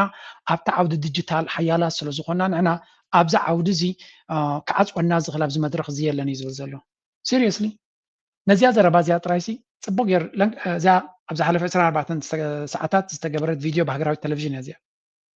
ንኤርትራ ንህወሓት ንግብፂ ብሓደ ይፀርፍ ዘሎ እቲ ሃገራዊ ቴሌቭዥን ብከምዚኦም ኣቀናቢሮማ أول سعيد نأول سعيد من لسوز اللي خاي مسؤول بتحدي أنا أول سعيد أقدم عبيلو زبالهم كانير ويكون مساو أول سعيد تحرى أول سعيد يوم جرما ويكون قله كم قتل زرقة هيوت مساكين إثيوبياويان كنتاب زي تزاربة زعماتن بمانتي كاب سماي وريدن نمريت تلاقى عدرونات جن قرب في كبل تسميو أبي أحمد نايدرون تكنولوجي بين زفلطو بحتى وأكال جريو ننبسو عميت واتنيو عشان كويلو تعداقا وريد كات شمتا قاحد خون ندرون زمكن كإلة قوات مليخو مغالستو حليفهم كم صنحو زرآيي نيرو وعلو شررينا تبعات دكة تقراي زرآيي فتنين هذا أحمام النسبة تغقاطمو زلعلا إيرتراخا أتبقو كذكرا جيراتون بزعبا حلنجي إيرتراخ ساب هذا يتور ويرخم زلو كنيلة بعليك هو واقعي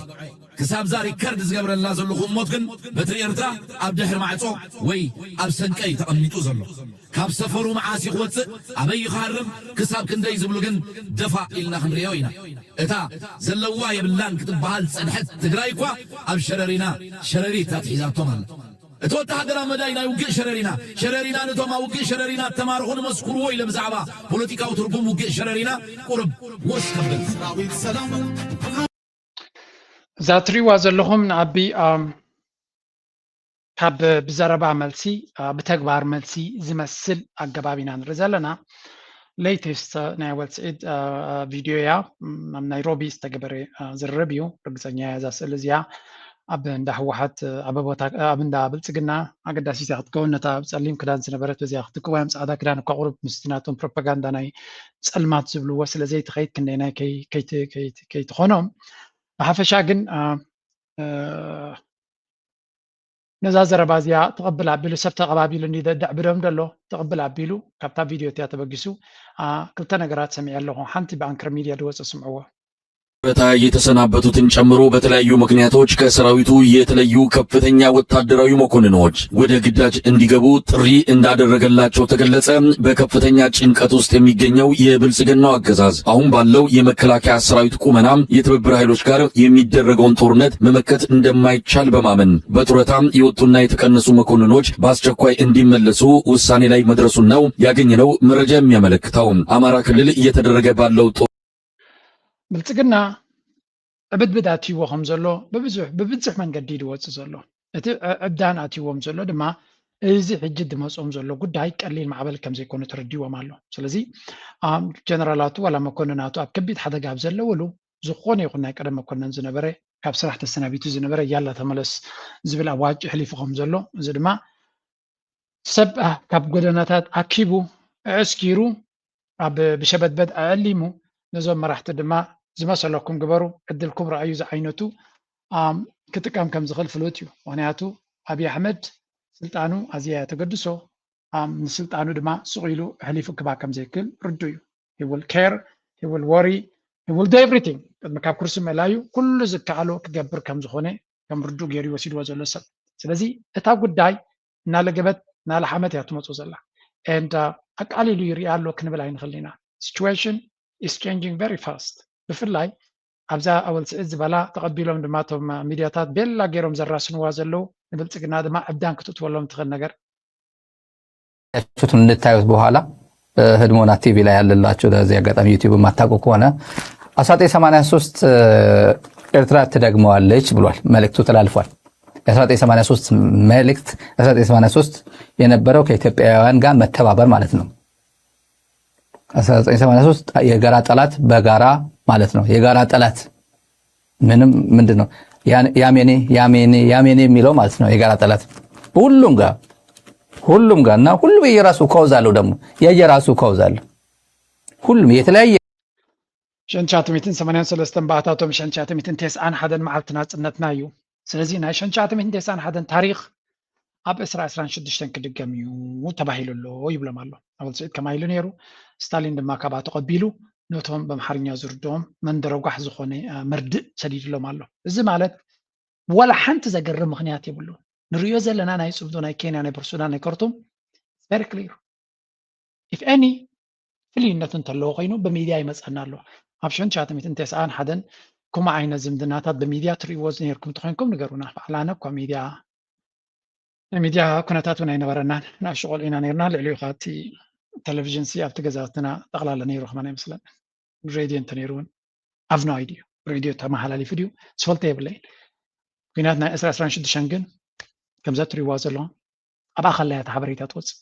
ንኣብይ ኣሕመድ ድማ ኣብታ ገዙ ሕሹኽ ኢሎም ኣሎ እዚኣ ሶ what do you do now 1991 ክትመፅኦ ምዃና ባዕሉ ኣብ ፓርላማ ኣብ ዝሓለፈ ተዛሪቡ ነይሩ እዩ። ብዕድል ኣብ በረኻታት ከይዶም ቆሚሎም ረሲሖም ተሸጊሮም ገለመለ ዝገበሩ ኣብ 91 ክድገም ኮይኑ ዝመስሎም ዘሎ ፈፂሙ ይሕሰብን ኢሉ ኦኬ we'll see if that's true we will see እቲ ጉዳይ እናተጠማጠመ ይመፅእ ዘሎ ገመድ እናተጠቕለለት እያ ትመፅእ ዘላ I'm sure ኣብይ ኣሕመድ ሄሊኮፕተሩ ነዳዲ ትገይርላ ከም ዘሎ ፍሉጥ እዩ። ቦርሳታት እውን ገለ ክጓዓዝ ጀሚሩሉ ኸውን እዩ። ምክንያቱ ኣብይ ኣሕመድ ኣብተን ናይ መወዳእታ ካርድታቱ እንዲዩ ዝኸይድ ዘሎ ገለ ካብቶም ክከላኸልሉ ኢሉ ኣብ ቅድሚት ገይርዎም ዘሎ መን እዮም መስለኩም? ወታደራውያን ሰራዊት ጥራይ ኮነ ዝጥቀም ዘሎ ፕሮፓጋንዳ is one part where he really thinks ኣብይ ኣሕመድ ብኸምኡ ክድሕነሉ ዝኽእል ገለ ነገር ኣስተዋፅኦ ክመፅእ ዝኽእል ኮይኑ ዝስምዖ ዘሎ። ምክንያቱ እዚ ሕጂ ዝመፅእ ዘሎ ማዕበል ቀሊል ማዕበል ከም ዘይኮነ ፅቡቅ ገይሩ ይበርሂሉ ዘሎ so he really wants something ኣብዚ ሕጂ ዝመፅእ ዘሎ ክሕግዝዎ ዝኽእሉ ብገለ መንገዲ ከጥሕንዎ ዝኽእሉ መራሕቲ ሃይማኖት ይኹኑ መራሕትና ናይ ቀደም ወታደራት ይኹኑ anything and everything ክረድኣኒ ክጠቕመኒ ይኽእል እዩ ከጥሕነኒ ይኽእል እዩ ዝበሎ ኩሉ ከሰልፎ ምዃኑ ፍሉጥ እዩ ስለዚ ብዙሕ ነገር ክንርኢና ኣብዚ እዋን እዚ ያ እቲ ኩሉ ሰብ ዝፈልጦ እዩ ሓድሽ ነገር ወይ እውን ፍሉይ ነገር ኣይኮነን ኣብ ግዜ ጭንቀትካ ኩሉ ካርታትካ ክትጥቀም ብኩሉ መንገዲ ክትምክት ምፍታን it's not a new thing ሓንቲ ነይራትኒ ቪድዮ እንተረኺበ ክበክሜ ኣይረኽብኳን ኣለኹ እዚያ ናረኽማ መፅንሑ አድርገው ሳይሆን ህዝብ ጉልበትና ስልጣን አግኝቶ ይሄንን ልሂቅ የሚቆጣጠርበትን ሁኔታ ፈጥሮ እስካሁን ድረስ አደራ የተሰጠው ልሂቅ ሊወጣ ያልቻለውን ኃላፊነት በህዝብ ጉልበትና በህዝብ ስልጣን ተጽዕኖ ማድረግ ተፈጻሚ የሚሆንበትን መንገድ ፍንጭ ያሳየ ስራ ነው እነዚህ ወጣቶች የሰሩት ያሉ። ስለዚህ ከሰላም በላይ የተሻገረ ነው። ዘረፋን የምናስቆመው ህዝብ በበሬዎቹ ላይ ተጽዕኖ አድርጎ አትዝረፉን ማለት ሲችል ብቻ ነው። ፍትህ ማስፈን የሚቻለው ፍትህ ተሰጡን የሚል አቋም ወስዶ ህዝብ በፍትህ ስርዓቱ ላይ የሚሰሩትን ዳኞች ተጽዕኖ ማድረግ የቻለ እንደሆነ ነው። ሁሉ ነገር በዚህ መንገድ ከሄደ በአንድ ሀገር ላይ ብቻ አይደለም በሁሉም በአፍሪካ ቀንድ ባሉ ሀገሮች ውስጥ ያለው ህዝብ ቅድም ፕሮፌሰር መሐመድ እንደተናገረ እታ ዓበይቲ ፕሮሚነንት ፖለቲከኛታት አብይ አሕመድ ብፍልጠት እንደዝኸውን ነይሩ እቲ ጉዳይ ኣብ ጥቃኦም እውን ክቐርብ ዘይክእል ሰባት ኢና ንርኢ ዘለና እዚ ንሪኦ ዘለና ኩነታት ድማ ሓደ ነገር ይዘብርሃልካ ምክንያቱ እዚኦም በዓል አንዳርጋቸው ጽጌ ፕሮፌሰር መሐመድ ሓሰን እጂ ኣብ ጽምዶ ስለ ዝኣተዉ ወይ ገለ ዘይኮነሲ they are a very dynamic people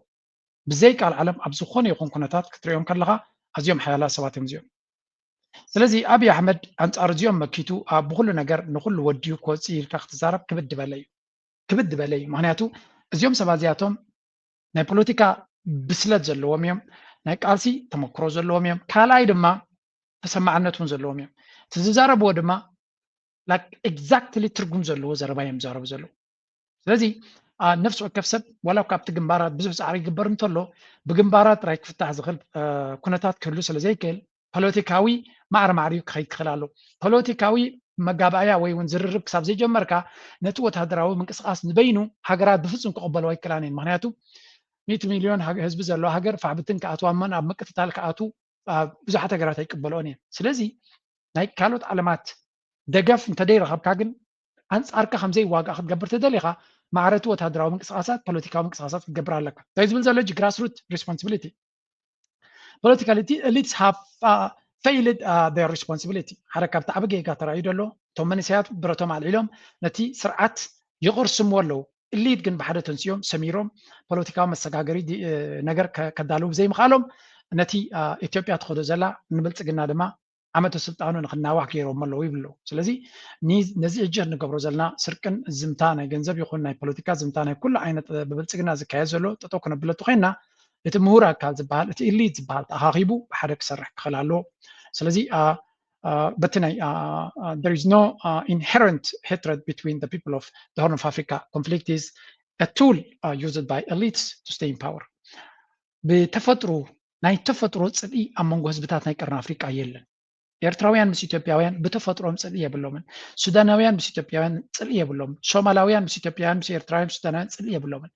እቶም ኣብ ስልጣን ዝመፁ ብፍላይ ድማ ብኣራት ኪሎ ዝቕመጡ ፖለቲካል ኤሊት ዝፈጥርዎ ድራማታትን ተንኮልን ሽርሕን ኣብ ስልጣን ምንታን ክቕፅሉ ኮንትሮል ናቶም ንክሕይሉ ኣብ መንጎ ኣህዛብ ዝፈጥርዎ ፀገም እንተዘይኮይኑ ኣብ መንጎ እቲ ህዝቢ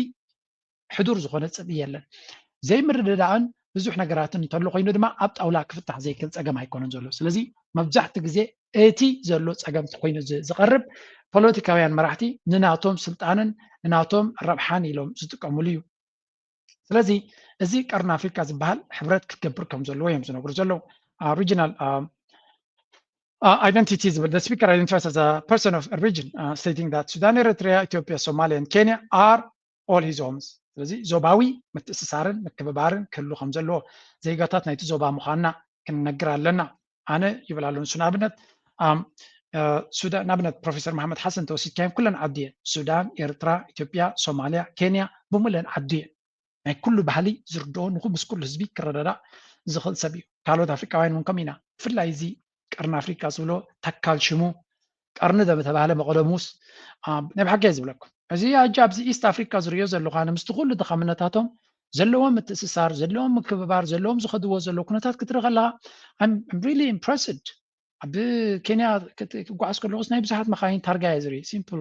ዝንቀሳቐሳ ናይ ሳውት ሱዳን ድዩ ናይ ዩጋንዳ ድዩ ናይ ሩዋንዳ ድዩ you can see those things ኣብቲ ሆቴላት ኣነ ዝነበርኩ you can see ናይ ብዙሕ መካይን ዝንቀሳቐስ ትሪኦ ናይ ቀርኒ ኣፍሪካ ክኾን ከሎ ግን ዲዛስተር ዝኾነ ዞባ እዩ ኣብቲ ቀርኒ ኣፍሪካ ድማ ጠንቂ ናይ ትኩሉ ፀገም ኣነ ዝብሎ ኢትዮጵያ እዩ ኤርትራ እዩ ዝብሉ ሰባት ኣለዉ ኤርትራ ጫፍ እዩ ዘሎ ኤርትራ ጠንቂ ናይ ቀርኒ ኣፍሪካ ክኸውን ኣይክእልኒ ጂኦግራፊካሊ እውን ምስ ኩሎም ኣይራኸብን ኤርትራ ምስ ኬንያ ፀገም ክህልዎ ኣይክእልኒ ኤርትራ ምስ ሶማልያ ፀገም ክህልዎ ኣይክእልኒ ኤርትራ ምስ ደቡብ ሱዳን ፀገም ክህልዎ ኣይክእልኒ ዶብ ከማን የብልና ኤርትራ ምስ ሱዳን ከዓ ፀገምናትና ተነይሩ ንእሽተይ እዩ እቲ መሰረት ናይ ሱዳን ምስ ኤርትራ ዝነበረ ፀገሙ ብኢትዮጵያ ዝበገስ እዩ በኣሜሪካ ዝበገስ እዩ ስለዚ ጠንቂ ናይ ቀርኒ ኣፍሪካ ከማ ንምባል ፀገም ስለ ዝኾነ ኢትዮጵያ እንዲሁ እቲ ኢሊት ናይ ኢትዮጵያ ክንብላ ንኽእልና እቲ ኢሊት ናይ ኢትዮጵያ ሕጂ ነዚ መንቁስና ብምእላይ ሓደ ውፁእ ዝኾነ መፍትሒ ከነምፅእ ንኽእል ኢና ይብሉ ኣለዉ ካልኦት እሱ ጥራይ ዘይኮነ በዓል እቲ ናይ ክልል ሶማሊ እውን እንተሰሚዕና ናይ ጋምቤላ እውን ተሰሚዕና ናይ ካልኦት እውን ተሰሚዕና ኣብዚ ኣንደርጋቸው ፅገጥራይ ስለ ዘረኸብኩም ሜምበር ናይ ካልኦት ኢሊት እውን ኣብዚ ፕሮፌሰር መሓመድ ሓሰን ትሪእዎ ኣለኹ ነቲ ጉዳይ ዝብልዎ ዘለዉ ተሰሚዕና ማለት እዩ so destabilizing proxy እንታይ ይብሉ ኣሎ ኣብዚ the predicted fall of Abiy Ahmed regime ናይ ብልፅግና ኣወዳድቓ ከመይ ክኸውን ንእሽተይ ከስማዓኩም ክልቲአን ቅሩብ ከስማዓኩም ስለዘለ አሸንፈናል ብለን ስንመጣ ደግሞ የተደበቀ አዞ አለ። ይሄ አዞ ሀገራችን ሰላም እንዳይኖር አልፎ ተርፎ ደግሞ ከሌላ ጎረቤት ወንድማማች ህዝቦች ጋር ሁሉ ጊዜ እንድንጣላ ወጣቶቻችን፣ ሴት ልጆቻችን፣ ወንዶቻችን በበረሃ በየቦታ ተሰዶ እንዲያልቁ የሚያደርግ ዛሬ ሀገራችን ያለችበት ሁኔታ በጣም የሚያሳዝን ነው። የዓለምን መሳቂያ ነው የሆነው። ጽንዶ ማለት ህዝባዊ ፍቅር፣ ህዝቦች ተነጋግረው ውሳኔ የሚወስኑበት የቀጠና ሰላም የሚሆንበት ቀጠናችን ሀብታም ቀጠና ነው ያለን ግን ህዝቡ ከም ትሪእዎ ዘለኹም ፕሮፌሰር መሓመድ ሓሰን ድማ በቲ ልዙብ ዝኾነ ዘረብዎን ዕምቆት ናይ ፍልጠቱን ናይ ብሓቂ ፈላጥ ሰብ እዩ ሰብ እዚ ሳክት ንኸጋነን ኢለ ስለ ዝረኸብኮ ይብለኩም ኣለውን ሂዝ ትሩሊ knowledgeable ሰብ እዩ ከም ትሪእዎ ዘለኹም በዓል ፅምዶ ኣብ ፅምዶ በዓል ንሱ ከኣትዎ ምኻሎም ዓብዪ ኣገዳስነት ዘለዎ እዩ ለባማት እዮሞ ዘለዎ I hope ናብ ፍረ ገፁ ክበፅሕ ኢና ንብል so the current Ethiopian administration is labeled as thriving thieving oppressive and dictatorial ናይ ብልፅግና ስርዓት ኣብ ኢትዮጵያ ዘሎ እናበላሸወ እናዓነወ እናባልዐ ክነብር ዝደሊ ኣብ ስልጣን እዩ ይብሉ ኣለዉ ዘይተርፍ ምውዳቕ ድማ ኣለዎ ኣብ ቅድሚ ይብሉ ኣለዉ 100% ርግፀኛታት ኮይና ክንዛርቦ ንኽእል ኣብዚኣ ከምኡ ኢሎም እዮም ዛርቦ 100% ርግፀኛ ይብላ ኣሎ imminent collapse the speaker expresses 100% certainty that the regime will fall soon ኣብዚ ቀረባ ግዜ 100% ርግፀኛታት ኢና ኣብይ ኣሕመድን ስርዓቱን ክወድቕ ምዃኑ ይብሉ ኣለዉ that's it 100%. So the transition, the focus must shift to what comes next. The successor must be a force that the successor must be a force that ደብሎ 100% ብልፅግናን ስርዓቱን ክወድቕ ስለ ዝኾነ ናይ ግድን መሰጋገሪ ክሕሰብ ክኽእል ኣለዎ እቲ መሰጋገሪ ወይ እውን ተካእ ሓይሊ ክኸውን ዝግብኦ ድማ ኣገዳሲ ነጥብታት ከማልኦ ዘለዎ ኢምብሬስ ፅምዶ እቲ ብሕጂ ዝመፅእ ሓይሊ ንፅምዶ ዝቕበል ክኸውን ኣለዎ ፅምዶ ማለት ህዝብታት ናይ ቀርኒ ኣፍሪካ ተኸባቢሮም ክነብሩሉ ዝኽእሉ መንገዲ ዝቕበል ክኸውን ኣለዎ ፒስ ኣላያንስ ስለዚ ሰላምን ሽርክነትን ናይ ቀርኒ ኣፍሪካ ንፅምዶ መትከላት ናይ ፅምዶ ንፅምዶ ዝቕበል ፊሎዞፊ ናይ ፅምዶ ዝኣምን ክኸውን ክኽእል ኣለዎ ስቶፕ ፎሬን ኢንተርቬንሽን and proxy politics ካልኣይ ዘን ሰለስተ ነጥብታት ፅቡቅ ጌርኩም ከስማዓኩም ክፍትን እየ ኣብዚኣ እውን ከተንብብዎ ፀሚቑና እንዲና ነቕርበልኩም ዘለና ኣብዚ እውን ክትሪእዎ ትኽእሉ ኢኹም ስለዚ ኣብዚ እውን እንታይ ይብል ኣሎ ሰለስተ ቅድመ ኩነት ዝኾነ ኣብ ኢትዮጵያ መራሒ ኮይኑ ክመፅእ ዝኽእል እንታይ ከማልእ ኣለዎ ይብሉ ኣለዎ ሰለስተ ነጥብታት ንዘክርዎን ሓደ ንፅምዶ ዝቕበል ፅምዶ ማለት ድማ ናይ ሰላምን ናይ ሽርክነትን ፊሎዞፊ ዝቕበል ክኸውን ኣለዎ ካልኣይ ናይ ወፃኢ ምትእትታው ዝኾነ ይኹን ናይ ወፃኢ ሓይሊ ኣትዩ ነቲ ዞባ ከይብዝብፆ ፕሮክሲ ፖለቲክስ ዘይኣምን ንባዕሉ እቲ መንግስቲ ከሆነ ምስ ካልኦት ናይ ደገ ኣዋፈርቲ ኮይኑ ክሰርሕ ዘይክእል ንሶባ ክብዝብፅ ዘይክእል ክኸውን ክኽእል ኣሎ ሳልሳይ ፕራዮሪታይዝ ሪጅናል ፒስ ኦቨር ፐርሰናል ፓወር ዞባዊ ሰላም ኣብ ልዕሊ ውልቃዊ ስልጣን ዝኣምን ሰብ ክኸውን ክኽእል ኣሎ ይብላ እቲ መትከለ ፅቡቅ እዩ ስልጣን ክሳብ ዝሕዙ ድማ ሕራይ ክብሉ ክእሉ እዮም ግን بحفشة تنزربا أزينا قدسين كما إرترا نصمدو خندفعلو خلنا انتاي ناتنا مودتا وي انتاي ربحنا زبلو سباتالو exactly إرترا إذن ثلاث نقطات ننا إرترا وحسنات صبو غيران كدلادلا زخلا ስለዚህ ንጽምዶ ዝቕበል ናይ ደጋ ሓይልታት መጋበርያ ዘይከውን ሳልሳይ ድማ ዞባዊ ሰላም ኣብ ልዕሊ ውልቃዊ ሰላም ውልቃዊ ስልጣን ዝኣምን ሰብ ክኸውን ኣሎ ይብሉ so proclamation from the ሲዳማ nation ካብቶም ናይ ሲዳማ ወከልቲ ዝመፀ ድማ እንታይ ይብላ ኣሎ global attention a representative for Sidama people outlined a clear international demand እዚ ናይ ሲዳማ ወኪል ድማ ንማሕበረሰብ ዓለም ኣገዳሲ ምሕፅንታ ኣቕሪብሉ ሓደ global attention turning Ethiopia into a pariah state demands a unified international action ስለዚ ኢትዮጵያ ኣብ ትሕቲ መደራ ናይ ብልፅግና ዝተነፀለ ሃገር ክኸውን ድሕሪ ኮይኑ እቶም ኩልና እውን ንቃወም ዘለና ሓበራዊ ግንባር ጌርና ክንሃርሞን ተጀሚርና ጥራዩ ክንፀል ዝኽእል ስለዚ በበይንና እንተኮይና ነቲ ማእከላይ መንግስቲ ደገፍ ከም ዝረክብ ኢና ንገብር ይብል ኣሎ self determination call for full respect for the rights of the nations to self determination and sovereignty of Somalia ስለዚ እንታይ ዝብል ዘሎ ኒ መሰል ናይ ሃገራት ናይቶም ህዝብታት ማለት እዩ full respect of the rights of nations to self determination نفس وكف nation دبال أبنا سيداما هذا nation يو تجري هذا nation يو أورد nation إثيوبيا زبالة كلها زبالة هجراتين زبالة سلزي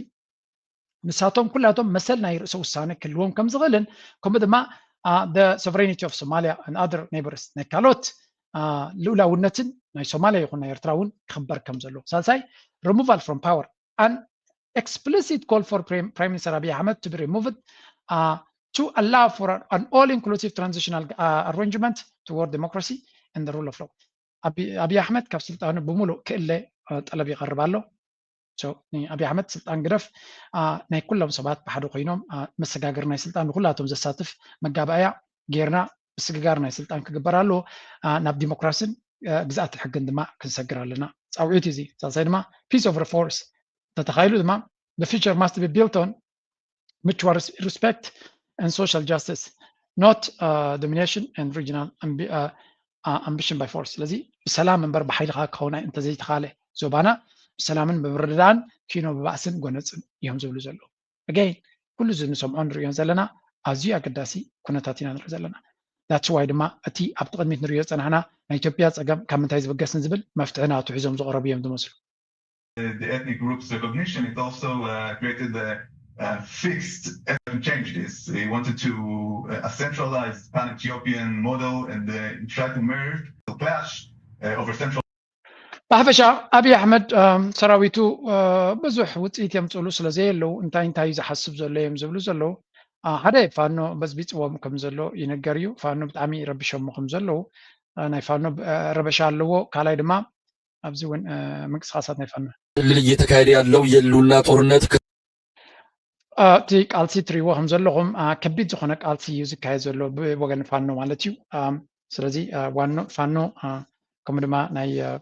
ኢትዮጵያ ወገብ በሁሉ ግንባራት ከቢት ኩናት ይዝካየድ ዘሎ ኢና ንብል ዘለና ሶ ብልጽግና እንታይ ክገብር ዘሎ እንድሕሪልካ ብልጽግና ዝገብሮን ዝብሎም እውን ጠፊእዎ ዘሎ ስርዓት ዝበሃል ኣብዚ እዋን እዚ ሰራዊቱ ኣብ ፈቐዱ ዝማረኽን መላገፂ ኮይኑ ዘሎ ኣብ ዝኾነሉ ግዜ ከረየኩም እየ ሰራዊት ናይ ብልጽግና እንታይ ገጢሞ ከም ዘሎ ኣብ ዝኸዶ ዝማረኽን ኢዱ ዝህብን ኣብ ትሕቲ ፋኖ ምዃኑ ዘረጋግፅ ሓንቲ ስእሊ እዚ ኣውፅኦማ ነይሮም አብይ አህመድ ሰራዊት ምርኮኞች መካከል በከፊል እዚህ ይገኛሉ። በከፊል በተለያየ ቦታ የተቀመጡና ቁስለኞች በሕክምና በእንክብካቤ ስር ይገኛሉ። ዚኦም ሰራዊት ናይ ብልጽግና ኣብ ዘርከቦ ኢዶም ሃብ ስልጠና ከም መራሕቶም እዮም ልክዕ ንመራሕቶም ሰብ ከም መራሒ እንዲ ትኸውን እንስሳ ከም መራሒ ከም ዝበሃል ምሩኻት እዮም መራሕቲ ናቶም ስለዚ ምሩኻት ስለ ዝኾኑ ድማ ልክዕ ከምቶም ተማሃርዋ ኣብ ዝኸድዋ ቀልጢፎም ዝማርኹ ደየሸጋግሩ ዓይነት ሰራዊት እዩ ኣሰልጢኑ ዘሎ ስለዚ 35 ዓመት ድሕሪ ኢትዮጵያ ናጽነት ናይ ኤርትራ ክሳብ ሕጂ በቶም ናይ ብሻዕብያ ዝተማርኹ እያ ትመሓደር ዘለት ሃገር so this is already ዝሕዝን እዩ ሃገር ሲ 3000 ዓመት ዶ ወላ 7 ዓመት ዶ ወላ 80 ዓመት ኣለና ምባል ሓሶት ምዃነ ኣብ ኢትዮጵያ እዮም ዝነግሩ ስለምንታይ ኢትዮጵያ 35 ዓመት ተመክሮ ናይ ወታደራዊ ዓቕሚ ጥራይ ዘለዋ ናይ 35 ዓመት ናይ 35 ዓመት ተጋጊየ ሶሪ 35 ዓመት መን እዮም መፅኦም ነይሮም መራሕቲ ናይ ህወሓት እዮም ነይሮም ህወሓት ሎሚ ነፍሱ ዝኻለ ግንባር እዩ ዘለዎ እዞም ሕጂ ዘለዎ 7 ዓመት ተመክሮ ዘለዎም እዮም ብልጽግና ካብ ዝመጽ ኣብ ስልጣን ዝመጽ እዩ ሶ ሰራዊት ናይ ኢትዮጵያ ካብ ፋኖ ኣይሓይሽን ኮይኑ ዘሎ ወላ እኳ ታንክን ባንክን ኣብ ኢዱ እንተሎ ካብ ፋኖ ኣይሓይሽን እዩ ዘሎ ምክንያቱ ፋኖ ዕላማ ኣለዎ ኣብ ህዝቡ ኣብ ዓዱ ንፅሩይ መትከል ዝቃሎ ዘሎ እዩ ህዝቢ ኣምሓራ ህዝቢ እቲ ሰራዊት ናይ ብልጽግና ግን ታንክን ባንክን ኣብ ኢዱ ሒዙ ዕላማ ዘይብሉ ናብ ዝኸዶ ከይዱ ማረኽ ጥራይ ዝቀዳደም ሰራዊት ኢና ንርኢ ዘለና እዚ ድማ ህያው ኣብነት ናይቲ ንሪኦ ንሰምዖን ዘለና ጉዳይ ኮይኑ ለብዚ ዋን ማለት ስለዚ እንታይ ክንብል ኢና ኣብይ ኣሕመድ ብኩሉ ምዃን ምስ ኣበዮ ኣብ ማጂክ እዩ ዝኣምን ዘሎ እዮም ዝብልዎ እንታይ እቲ ማጂክ ከስምዖ እስኪ ቫንያ ሴዴ ሻባሪያንዳ የሚዋጋ አለ አይችልም የሚገዳደር አለ አይቋቋምም ዓላማ ይዞ የተሰለፈ የሚያስፈራ ያንተ ሰራዊት ናትን ሁሉ እያሸነፈ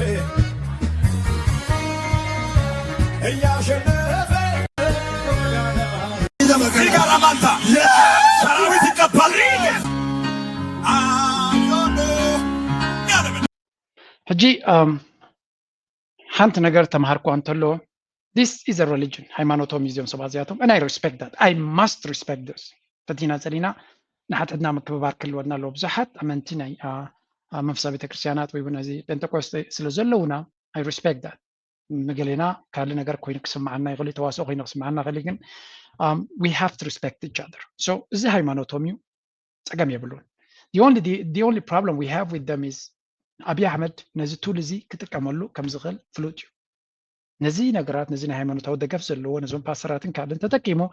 ሞቢላይዜሽን ንምግባር ክጥቀመሉ ከም ዝኽእል ኢና ንርኢ ዘለና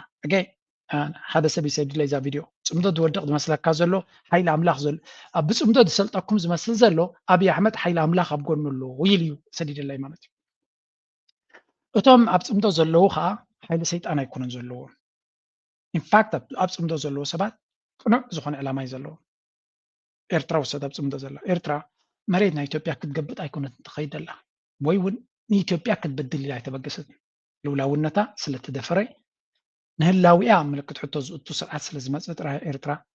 ግብረ መልሲ ክትህብ ትግደዝ ኣላ ኢንፋክት ኤርትራ ሕጋዊ መሰል ኣለዋ ግብረ መልሲ ንክትህብ ምክንያቱ ሓደ ግዜ ዘይኮነስ ብተደጋጋሚ ልውላውነታ ኣብ ምልክት ሕቶ ዝእቱ ተግባራት ተገይሩ ዘሎ ስለዚ ኤርትራ ብናይ ዓለም ሕጊ ኢንተርናሽናል ሎው መሰል ይባ እዩ እንታይ ክትገብር preemptive decision ክትወስድ preemptive decision ዝበሃል ወይ ከዓ preemptive strike ዝብልዎ እንታይ እዩ ፀላኢኻ ካሃርመካ ምዃኑ ወዲዩ ከም ዘሎ ስለዮ ሓበሬታን መግለፂ እውን ተውፅኡ ክሳብ ዝዳሎ ክትፅበዮ ይብልካ እጆምሎ ኣቐዲምካ ክትቅርስሞ መሰል ኣለካ ምክንያቱ ኣዋጅ ገይሩ ውግእ ሰራዊት ሒዙ ዝመፀካ እንተሎ ኣበይ ቦታ ረኺብካ ትዋጎ ንዓኻ እዩ ዝምልከት ከይተበገሰ ከሎ ክትሃርሞ ትኽእል ኢኻ እዛ preemptive strike ትበሃል ዘላ ኢንፋክት ኣይኮነን ካርመካ ኢሉ ንዝመፀ ዘይኮነሲ እቲ ሓቂ ክንነግረኩም ካርመካ ኢሉ ንዝመፀ ዘይኮነሲ ካርመካ ኢሉ ክሓስብ ይኽእል እዩ ንዝበሉ እዮም ኣብ ልዕሊ ወታደራት ናይ እስራኤልን ኣሜሪካን ኣብ ልዕሊ ኢራን እንታይ ገይሮም ኢራን ምስ ኣሜሪካ ክትዋጋእን ክትድብድብ መደብ ኣይነበራ ኢንፋክት ሰላም እያ ትልመን ነይራ በጃኹም ኣብ ጣውላ ንረዳዳእ ትብል ነይራ እስራኤል እንታይ ኢሉ preemptive decision ኣቐዲመ ክመፀኒ ዝኽእል ሓደጋ ንክከላኸል ኢለ መጥቃዕቲ ገይረ ይብላሉ so in general እታ preemptive strike ወይ እውን attack ዝብልዎ ካልኦት abuse እዮም ዝገብርዎ but ኤርትራ legitimate ዝኾነ ክሌም ኣለዋ ኣቐዲማ ንፀላኢ ከይተበገሰ ክትሃርሞን ክትቅርስሞን ምክንያቱ ብወግዒ ኣብ ኩሉ መጋባያታት ንክልተ ዓመትን ልዕሊኡን ንኤርትራ ልኡላውነታ ዝደፈረ ንናፅነታ ኣብ ምልክት ሕቶ እናገበረ ኣሽካዕላል ዝተፃወተ ስርዓት ስለ ዘሎ ነዚ ስርዓት እዚ ምሕረት ኣየድልዮን እዩ ምክንያቱ ብዓለም ለኻዊ ሕጊ ብዙሕ ነገር ጉድለታት ፈፂሙ እዩ ስለዚ ኣብ ከምዚ ጉዳይ ኤርትራ ሕጂ እውን እንተኾነ ትዋግወላ ወይ ትሃርመላ ይሰማዕናን ፅምዶ ብድሕሪ መጋረጃ ከም ፍልሖ ኮይኑ መፅኡ ክበልዖ ደልዩ ከም ዘሎ ተረዲእዎ ኣሎ ግን ኤርትራ ብወቅዒ ኣንፃርካ ውጋዊ ዘለኹ ወይ እውን መጥቃዕቲ ከካይደልካ ይበለቶም ሶ ከምዚ እትሪእዋ ዘለኹም እታ ጉዳይ ከመይ ኢላ ሽንክርክርክርክር ኢላ ከላ ብዘላ ትሪኢ ኣለኹም ሕጂ ሓንቲ ነገር ክወስኸልኩም እያ ምክንያቱ እቲ ፀገም ካብ ሕማቕ ናብ ዝገደደ ስለ ዝኾነ Reignited, the Saudi-backed Yemeni government and the Ansar Allah group known as the Houthis have launched unprecedented military attacks in a bid to gain ground. The question now is Yemen sliding towards all-out war? Yemen is deeply divided. The Ansar Allah Houthis control the northwest, including the capital Sana'a, Sa'da, and the strategic port of Hodeidah. The internationally recognized government controls the southern and eastern regions, including Aden, Hadramaut, and Marib, which is considered their stronghold. ሕጂ ኣብዚ ንሪኦ ዘለና የመን ልክዕ ከምተን ኣብ ሱዳን ዘሎ ኣብ ከቢድ ሲቪል ዎር ገፃ ትኸይድ ኣላ እዩ ዝበሃል ዘሎ ማስከ ዕሪፋ ክትብሉ እኒኹም ሓቅኹም ናይ ዕረፈትን እውን ሓቂ ንምዝረብ ሑቲ ምስቲ ናይ መንግስቲ ናይ የመን ተባሂሉ ዝፍለጥ ብጫ ካብ ቁርብ ኣጋኒኖሞ ምክንያቱ እቲ ደቡባዊ ክፋል እቲ ኤስቲሲ ዝበሃል ሕጂ እኳ ተሓምሺሽ እምበር ኤስቲሲ ዝበሃል ኣሎ እቲ ሳውዘርን ትራንዚሽናል ካውንስል ዝብልዎ ዝነበሩ ብኢማራት ዝድገፍ ዝነበረ ሕጂ እኳ ፅንፅዋ ይኮይኑ ኣሎ ንሱ ኣሎ ብሓፈሻ እቲ ሑቲ ዝበሃል ሒዝዎ ዘሎ ቦታ ትሪእዎ ኣለዎም and there is always a chance ከም ናተይ መረዳእታ ንታሕቲ ገፁ ከስፋሕፈ ከም ዝኽእል ንምዕራብ ገፁን ከስፋሕፈ ከም ዝኽእል ምክንያቱ ህዝቢ ኣለዎ ተደረባቕሙ እውን ኣለዎ ኮነን ማንም ክገጥም ዝኽእል ሓይሊ ከምኡ ድማ ናይ ዎሪየር ሜንታሊቲ ዘለዎም እዮም ናይ ምውጋእ ታሪክ ዘለዎምን ዕላማ ዘለዎምን ንክዋግኡ ድማ ነቲ ዝኣምንሉ ነገር ክዋግኡ ድማ ዝኽእሉ እዮም እዞም ተኸተልቲ ሸዓ ምስ ኢራን ዝሰርሑ ህዝቢ ኣዝዮም ሓያላት እዮም ክሪኦም ከለኹ ወላ እቶም ሚሊሻታት ዝበሃሉ ናይ ሸዓ ኣብ ኢራቅ ዘለዉ ኣዝዮም ሓያላት እዮም ሬዲ ሕዝብላ ትሪእዎ ኣለኹም እስራኤል ዝበሃል ድፍረት ብፍፁም የፍርህ ዘይብሉ ስለዚ እቶም ተኸተልቲ ሸዓ ዝኾኑ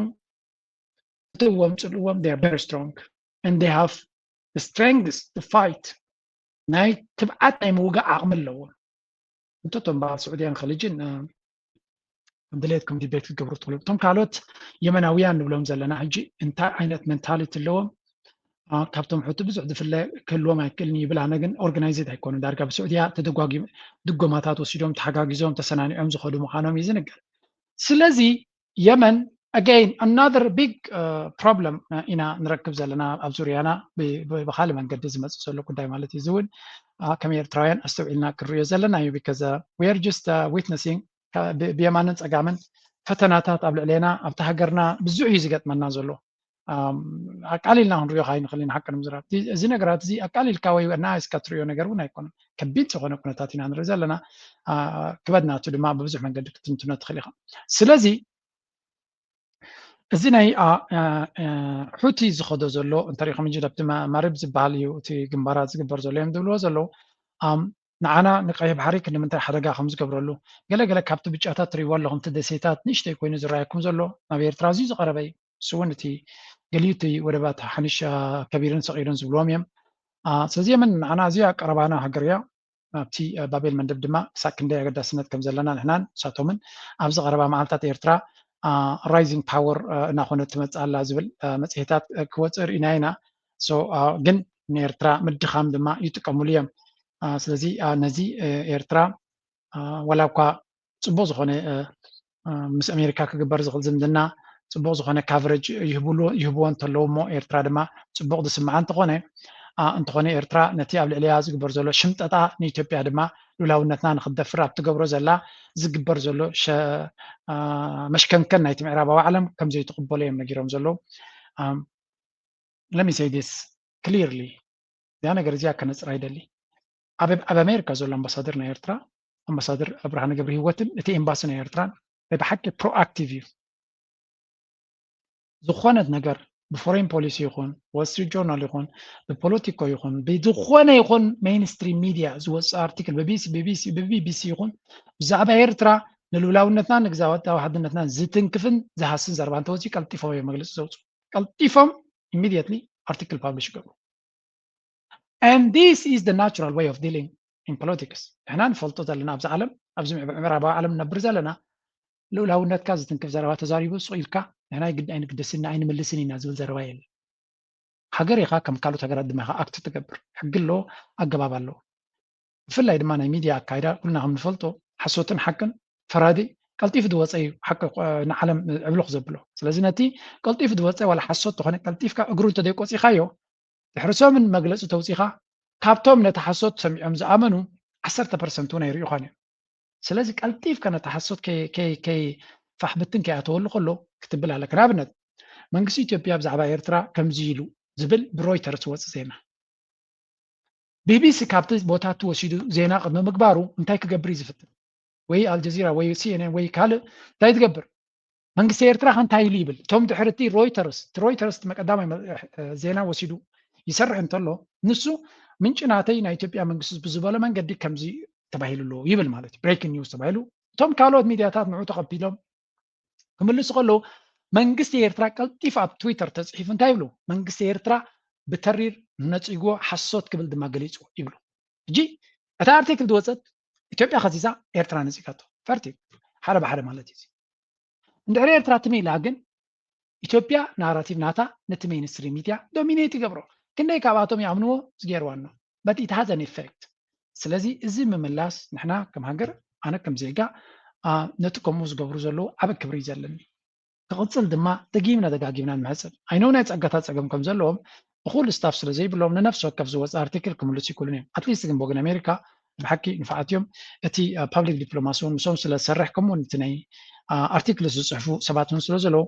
ብወገን ኣሜሪካ ሬላቲቭሊ ፅቡቅ ዝኾነ ኦርጋናይዜሽን ናይ ኤርትራውያን ይረአ ኣብ ኣሜሪካ ዝቕመጡ ዜጋታትና ዝገብሩ ኣብ ፖለቲካ ድማ ዓብ ነገር እዩ ካብኡ ንላዕሊ ክግበር ይኽእል ዶ 1000% ምክንያቱ ኣብ ኣሜሪካ ዘለና ዓቕሚ ንበይኑ እዩ ህዝብና ኣብኡ ዝተምሃረ ኮኔክትድ ዝኾነ ዝገይር ይፍለጡ ማራይ ሪሶርስ ኣለና ኣብ ኣሜሪካ ኤርትራውያን ብዓይኒ ሰብ ክሪኦ ከሎ ኤምባሲ ዝገብሮ ዘሎ ዓብ ስራሕ እዩ ግን እቲ ፀጋታት ናትና ድማ ሞር እቲ ህዝብታት ናትና ሞር ክሳተፍ ተጀሚሩ ካብኡ ንላዕሊ እውን ክግበር ይኽእል እዩ በቲ ዝግበር ዘሎ ግን ዓብ ክብሪ ኣለና ኩሉ ግዜ ብሃገር ደረጃ ክዛረብ ከለካ ካብዚ ዘለዎ ንላዕሊ ክውስኽ ከም ዘለዎ ኢኻ ክትነግር ዘለካ ስለዚ ነዋሕ ኣርቲክል ፅሒፎም ናብ ኤክስፖስት ምግባሮም ኣብ ኤክስፖስት ምግባሮም ድማ ከም ዓብ ነገር እየ ዝርያ ኣብ ፖለቲካ ክትነጥፍ ትደሊ ተኮይንካ ከም ሰብ ኮን ወላ ከም ሃገር ኣብ ኤክስ ኢኻ ክፅሕፍ ዘለካ ፌስቡክ ሲ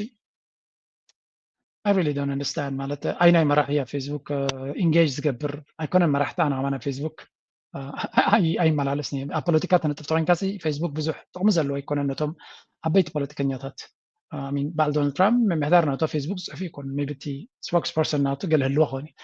እንታይ ክብለኩም ኢለ ኤክስ ኢዝ the platform ካብ ኣሜሪካ ኮይኑ ድማ እቲ ትሩ ሶሻል ዝበሃል ናይ ዶናልድ ትራምፕ ፕላትፎርም እውን ኣሎ ዓበይቲ ዜናታት ናይ ፖለቲካ ኣብ ኤክስ እዮም ሪሊዝ እንትኾኑ ስለዚ ብመንገዲ ኣብ ኤክስ ምፅሓፍ እውን ዓብይ ቦታ እዩ ዘለዎ ማለት እዩ ኤርትራ ሪጀክትስ ኢትዮጵያስ ሬቶሪክ ኦፍ ሶቨሬን ኣክሰስ ኢትዮጵያ ሉላዊ ባሕሪ የድልየኒ ትብሎ ዘላ ኤርትራ ኩሉ ግዜ ከም ትነፅጎን ኣንፃር ዓለማዊ ሕጊ ስለ ዝኾነ ድማ ትነፅጎን ኢትዮጵያ ስለ ትፀላ ኣይኮነትን ኤርትራ ትገብሮ ዝምድናታት ድማ ንሉላውነታ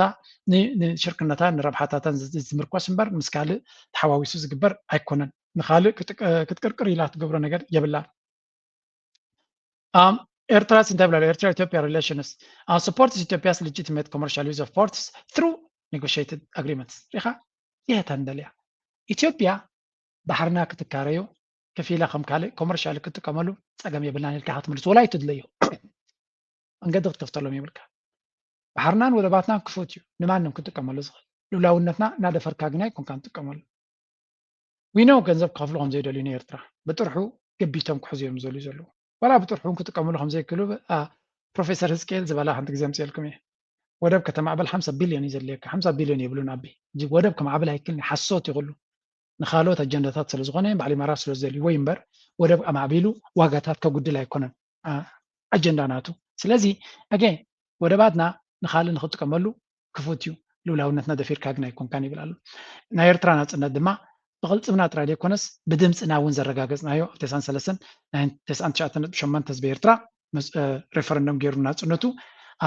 ዘድመፀን ዝመረፀን ኣብ ልዕሊ ድማ ብዓለም ደረጃ ተቐባልና ዝረኸበ ሃገር እዩ ብዛዕባ መግፈረግ ዘብል የብልካን ብዛዕባ ጉዳይ ናይ ዶባትና ድማ ምስ ኢትዮጵያ ዘከራኽር ዶቡን የብልናን ብቀደም ይነበረናን ነቲ ዝነበረ ሕርኽርኽ ድማ ብበቲ ኮሚሽን ናይ ዶብ ኣብ 2002 ዝተገበረ ሓንሳብ እናሓዋሩን ዝተዓፀው ምዕራፍ እዩ ዘለና ስለዚ ኢትዮጵያ ዝኾነ ዘይበርሃሎም ነገር እንተሎ ኮይኑ እቲ ኣድራሻ ናይቲ ቤት ፍርዲ ፅቡቅ ጌሮም ዝፈልጥዎ ኣብዮም ክረኽቡና ዘለዎ እምበር ካልእ ብረንበጣ ዓብ የማንን ፀጋምን ተቐባልነት የብሉን እዮም ዝብሉ ዘለዉ እዚ ፅቡቅ እዩ ኤርትራ ምስቲ ኣብ ሜይንስትሪም ሚድያ ትረኽቦ ዘላ ኣቴንሽን ነቲ ደይ መደይሎም ፀያቂቶ ዝገብርዎ ዘለዉ ብድግባእ መንገዲ ትምልሰሉ ምህላዋ ከም ፅቡቅ ነገርን ከም ዓብ ነገርን ኢና ንወስዶ ነቶም ከይደኸሙ ነዚ ነገር እዚ ዝሰርሑን ዝጎዩን ዘለዉ ድማ ወትሮ ምስ ኣመስገናን ምስ ኣኽበርናን ኢና ስለዚ ናይ ኣምባሳደር ንክቡር ኣምባሳደር ብርሃነ ገብረ ሂወትን ንኩሎም ስታፍ ናይ ዩኤስ ኤምባሲ ዓብ ክብሪ ኣለና ካልኦት ኤምባሲታት ድማ ኣሰሮም ስዒቦም ንዝኾነት ይኹን በቲ ሃገር ዝወፅእ ነገር ሸለል ከይበልካ ከይነዓቕካ ቅልጥፍ ኢልካ ሓፋስ መልሲ ምሃብ ልቦና ጥራይና ንብሎ ንቐፅል እንዳ ብልፅግና ከምዚኣ ዝኸድዋ ዘለዉ ኢና ንሰምዖም ዘለና ማለት እዩ ይሄ ዘመን ተቀይሯል። የማሞኘት የማባበል የመቀለድና የመግዛት ልምምድ የሚበቃበት ታሪክ እዚህ ጋር እንዲሆን አደራ ማለት ፈልጋለሁ። ግብጽ ከኢትዮጵያ ጋር በቀጥታ ፊት ለፊት ተጋፍጣ የመዋጋት ወታደራዊ ጂኦፖለቲካዊና ስትራቴጂካዊ አቅም እንደሌላት ደጋግማ ተረድተዋለች። ይሁን እንጂ የጥፋት እጇ ሁልጊዜም ረጅም ነው። ፊት ለፊት መጋፈጥ ሲሳናት ያገኘችውን ማንኛውንም አጋጣሚ በመጠቀም የውስጥ አንድነትን የሚፈትኑ አመፀኞችን ማስታጠቅ፣ ማደራጀት፣ ማሰልጠን كم تريبهم زلهم قبتي فيت نفيت كد قط منا مثل زي بالله بخال من قد تاتيات مثلا يمزولو زلو نفانو زي حلفه نولا فانو كحيالي نولا زي حلفه سراويت حس كاسي تعالي يا سبب يبلو دك ختمه دك شخصي تعالي يا سبب يبلو سبب اني مزدلي نخويهم سبب زي قبر زلو ويردونا نخبليهم بري تواقيهم كم نقر كم سودلي ما يكون قبت غافلي تعطوهم سلزلا انت تقبرهم زلا يلا قرابتات حمامهم ارتكل اوتيا ጉዳይ ናይ ማያት ትገብርዎ ዘለዎም ብኩሉ እንዲኦም ዝቃፀሉ ዘለዉ ግብፂ እውን ሓንቲ ኣርቲክል ኣውፅያ ተወሳኺ ኣብ ልዕልና ዝግበር ዘሎ ብፍፁም ክንቅበሎ ኣይንኽእልና ንሕና እዚ ነገር እዚ ሸለልካ ክንብሎ ኣይኮናን ካብ ሕጂ ሕሳብኩም ክትገብሩ ኣለኩም ንሕና እዚ ዝግበር ዘሎ ጉዳይ ዕጉባት ኣይኮናን ዝብል ሓደ ኣርቲክል ኣውፅዮም ኣለዉ ሶ ከም ትሪእዎ ዘለኹም እንታይ ዝብል ኣርቲክል ኢጅፕት we will not allow any party to control Nile flows to downstream states ዝኾነ ይኹን ሃገር ነዚ ናይ ናይል ማይ ክቋፀረና ኣይነፍቅድና ዝብል ሓውሲ መጠንቀቕታ ኣብቲ ሽግር ከም ዘሎ ፈሊጦም they are just sending another warning towards Abiy Ahmed እዮም ዝብል ዘለዉ Egypt has rejected recent remarks by Ethiopian Prime Minister Ethiopia's Minister of Water and Energy ሀብታሙ ለጥፋ ዝበሃል ማለት እዩ over plans to construct additional dams on the Blue Nile and what he described as Ethiopia's ability to control water flows to downstream countries, warning that Cairo will not accept any attempt to unilateral control. So, Ethiopia ብዙሕ ካለ ዲጋታት ክትገብር ከም ትኽእል ንሳቶም ነቶም ኢትዮጵያውያን አንጻር ግብፂ ጀጋኒና ንኽብሉ ዝጥቀምሉ ፕሮፓጋንዳ እዩ ግብፂ ድማ ዝኾነ ይኹን ዝግበር ንሕና ስቆይና ክንርኢ ኮናን እዮም ዝብሉ ዘለዉ ክገብሩ እዮም ኣይገብሩን ካላርስቲ ኮይኑ እቲ ጉዳይ ኣብ መንጎ እዚኦም ሃገራት እውን ዘሎ ምትፍናን ይቕፅል ምህላዉ ኣገዳሲ ምዕራፍ እዩ so again Abiy Ahmed ምስ መን ፀገም ዘይብሉ ካልእ ብዛዕባ ጉዳይ ናይ ትግራይ እውን ዝበሃል ኣሎ ቅድሚኡ እስከዚያ ስምዑ ዋዛ ዜና ኢትዮጵያ ተሰናኺሉ ክበለ ሕብረት ኤውሮጳ ፀብፂቡ ሕብረት ኤውሮጳ ኣብ ዘውፅኦ ሓድሽ ፀብፃብ ሰብኣዊ መሰላትን ዲሞክራስን ኣብ ዓለም ኣብ ኢትዮጵያ ተጀሚሩ ዝነበረ መስርሕ ምስግጋር ፍትሒ ተዓናቒፉ ከም ዘሎ ኣፍሊጡ እቲ ሕብረት ኣብ ፀብፃቡ ኣብ ሰሜን ኢትዮጵያ ዝርከቡ ሰራዊት ኤርትራ ኣብ ዝተፈላለየ ከባቢታት እቲ ሃገር ዝቕፅል ዘሎ ግጭታት ንኹነታት ሰብኣዊ መሰላት የጋድዶ ከም ዘሎ ገሊጹ መንግስቲ ኢትዮጵያ ንመስርሕ ምስግጋር ፍትሒ ዝኸውን ሃገራዊ ፖሊስን ናይ ስራሕ መደብን እኳ እንተፅደቐ ንትግባር ግን ግቡእ ስጉምቲ ከይተወሰደሉ ደው ኢሉ ከም ዘሎ እቲ ፀብፃብ ይሕብር እዚ ድማ ኣብቲ ሃገር ተሓታትነት ንምስፋንን ነባረ ሰላም ንምምፃን ዝግበር ፃዕሪ ከም ዘዛሕተለ እዩ ተገሊጹ እቲ ፀብፃብ ብተወሳኺ ኩነታት ሰብኣዊ መሰላትን ዲሞክራስን ኢትዮጵያ ብሰንኪቲ ኣብ ሰሜን ኢትዮጵያ ዝተኻየደ ውግእ ትግባረ ውዕል ሰላም ፕሪቶርያ ከምኡውን ኣብ ክልል ኣምሓራን ዓፋርን ዝካየድ ዘሎ ፅዑቕ ውግኣትን ብዛዕባ ሕጂ ምን እዩ ክስርሓሉ ምናልባት ብዛዕባ እዚኣ በዝምልከት ሓደ ግዜ ኣስፊና ክንዘራረብ ኢልና መደብ ሒዝና ነርና ምስ ናይ ሕብረት ኤውሮጳ ዘሎ ርክባት ንዕኡ ከም ኣብነት ወሲድና ኣብ ከባቢና ከም ብፍላይ ነዘን ዝጠቕስከና 4 ሃገራት ኤርትራ ኢትዮጵያ ጅቡቲ ሶማል ብሕብረት ዝሰርሓሉ ወይ ከዓ ናብ ሕብረት ገፅና ዝኸዳሉ ጉዕዞ ነዊሕ መስርዕ ዝወስድ ኮይኑ ይስማዓኒ ግን ክጅመር ኣለዎ ሓደ ፖይንት ምናልባት እዚ ድሕሪ ናፅነት ናይ ኢጋድ ምንቅስቃስ ገለ ዝተጀመረ ወይ ከዓ ናይ ኢጋድ ሕብረት ዜርካ ብቁጠባ ተሓቢርካ ድሕሪኡ ናብቲ ዝሕለም ናይ ሓባር ረብሓ ናብኡ ንምኻድ ተባሂሉ ዝተገብረ ነይሩ ግን ኩሉ ግዜ ኮንፍሊክትን ግጭትን ምፍሕፋሕን ዝወጥሮ ምስሎ ዘሎ ኣይስራን እዚ ትብሎ ዘለካ ንኣብነት ክትገልፆ ከለካ ብሓሳብ ኣዝዩ መሳጢ ይመስል ብግብሪ ግን ምናልባት ፈታንን በዳህን ክኸውን ይኽእል እሞ ነዚ መን ከም ዕዮ ገዛ ክስራሓሉ ዝግብኦ እቶም መንግስታት ድዮም ዝሰርሕሉ ምሁራት ናይተን ሃገራት ድዮም ዝሰርሕሉ ብኸመይ ክጅመር ካብቶም እኩልካ ምናልባቱን ብዛዕባ ፌደሬሽን ሓፅኒዕካ ትምህርቲ ኸውን እስከ ካብኡ ብዝምገስ እንታይ ምክርተት ሓላፍነት ክበሃል ከሎ ናይ ኩሉ እዩ ህዝቢ ሓላፍነት ኣለዎ ሊቃን ወይ ከዓ ምሁራት ኢንቴሌክቹዋልስ ከዓ ከምኡ ኤሊት እናተባሃሉ ዝፍለጡ ንሳቶም እውን ሓላፍነት ኣለዎም ትካላት ናይ መፅናዕትን ናይ ትምህርትን እውን ሓላፍነት ኣለዎም መንግስታት ከዓ ብዓብዩ ሓላፍነት ኣለዎም ከምኡውን ሰልፍታት በርሊሳዊ ማሕበራት ጅዩ ፖለቲካዊ ማሕበራትን ካልኦትን ኩሎም እዚ ንኩሉ ዘርብሕ ስትራቴጂ ስለ ዝኾነ ንሓደ ዝግደፍ ወይ ንካሊእ ክገብሮ ትፅበዮ ነገር ኣይኮነ ናይ ኩሉ ሓላፍነት ኮይኑ ኩሉ ክሰርሓሉ ዘለዎ እዩ እቲ ሓደ እዩ ካልኣይ መንግስታት ምናልባት عملهم نزي قدات كدنا بيو نقرب زيهم كعبتوا يقول يوم ግን ተጠቅብሮ ይክልን እዮም ምክንያቱ መንግስታት ከም ዝበልና ይመጽእ ይኸይድ እዮም መራሕቲ ይመጽኡ ኸዱ እዮም ስለዚ ንሕልፈት ክነብር ኢልካ ተጽበዮ መንግስቲ ይኹን መራሒ የለን ኩሉ ግዜ ምክያራት ኣሎ ወላ ሕጂ ቻይና ናይ ማኦ ሴቱንግ ንዕሪኻ ምዛ ሕጂ ዘላ ናይ ሺን ጂንፒንግ ዝብሎ መራሒ ምናልባት ካብ ሞቱ ተሲኡ መጺኡ ተዝርያ ኣይመለለያን ይኸውን بتعمل سفلات يا زلمه بوطبعا مع ماركت ايكونومي تخطل ببزح نجرات تغير يا زلمه بس ولا تنح حدث في كذا يزبهلون كي تعرف ولا تسلفي كم زلوا سلطان تصنح تبوليستات وين بزح اوكي بعض هنا كونفرسيشن مستي اب كل جزء اب حشويه سلنبر زلنا انت هيك جبر خل نزبل زجبر زليو انتتي اب غربونا زلو كنتات كبد بله كنتات سلو زخونه تفلاليه ترجمن تنتناني زوهاب زلو حدا كابتي ابزي وانزي وغلاتم ناي تግራይ ዝብልዎ ዘለው እስከ ስምዑ كل شيء عزيزي يتهم كوالا فتنا هنا ده 5 عام طورنا تاريخية مثل إذا سراوي تحاوش خواجة خلا سؤال تحاوش يكون الواجع سو أمناتهم بلاني خاكدي تحت أطول الباك سو توم من حالي واي نكزع مزعتهم لا يرتاجنا لا يوم تبلان لو صوت له وقف بلان سو تخالي سراوي تناوي لا ولا تأتي سراوي لك ولا تمكن لك ناوي تحت أطول بي خاو جنرالية حلفية أزازية اختلي تخلي بقى كله قرنيا هنا هون حلف زياد توم أزاز مولم بعد شعبية سراوي بايزوي تقش كل شيء كورس اب اقدس كينات عتيقه بقع زلو يزمرح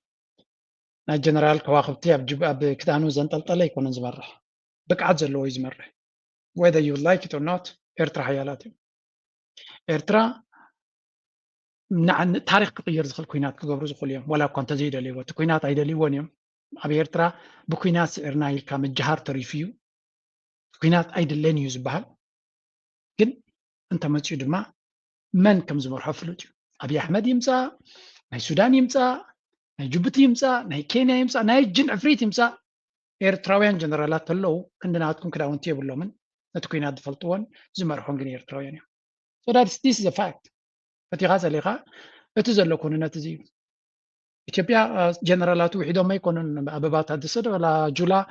سلز واحد واي يكونون إيرتران ود حلي بايد ولا غلز حتو سلز أدمعوا سلز غلو مجونو كنا تقرأ كنا تتجمر it's the same story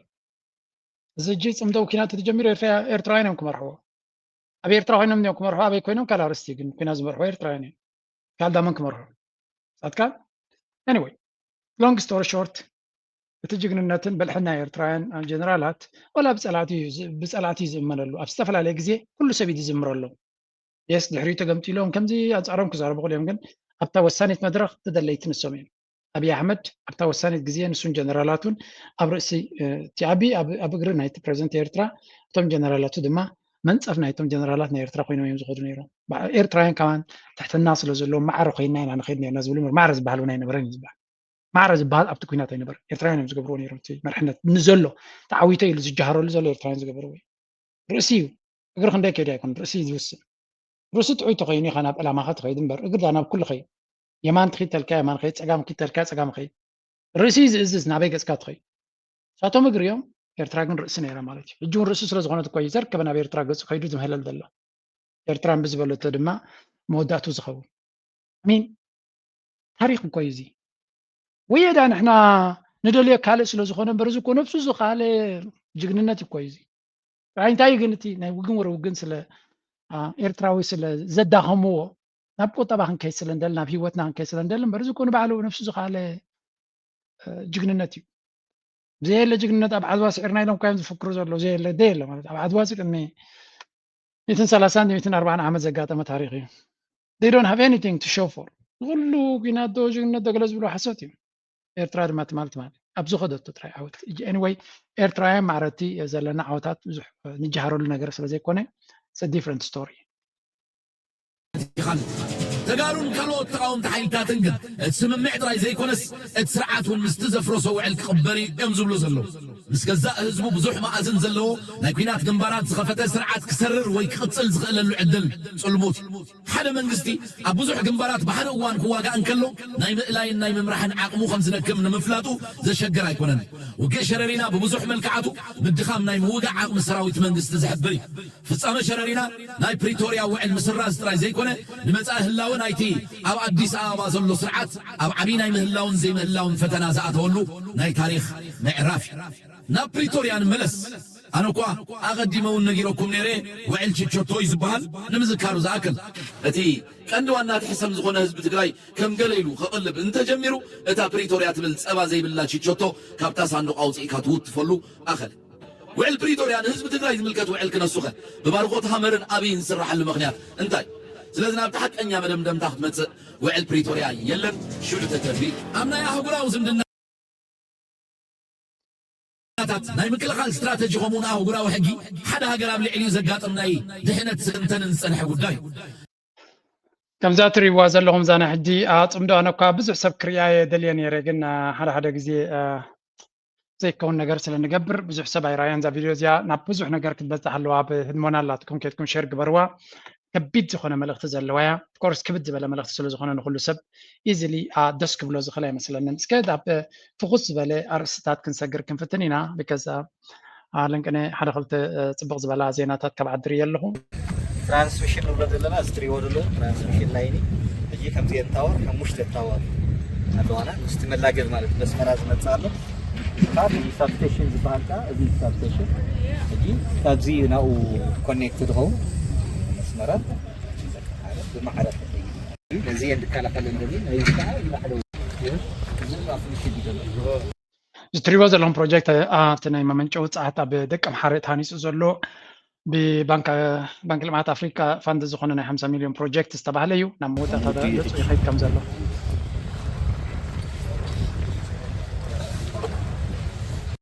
قعدت بصح راينا نبلزي عزي اقداس بروجكت مخنياتو بزي ساعات قطبا زبحال يلن سلا زبحال بفلاي دما تتكا ساعات وي ونزناي سولار انرجي نيرترا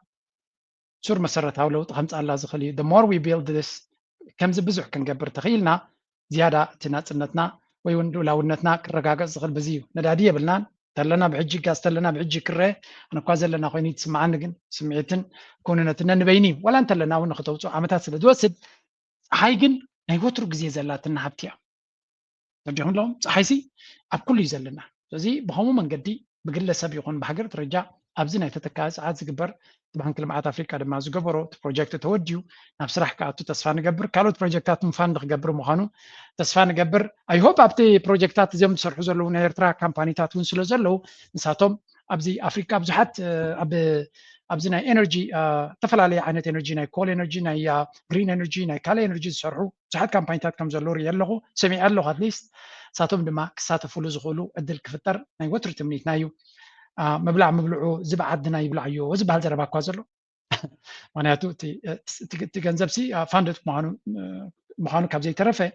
بقعات ايرتراويان مالتي تراسب ديكونه بقعات ايرتراويان اتيوم نت بروجكت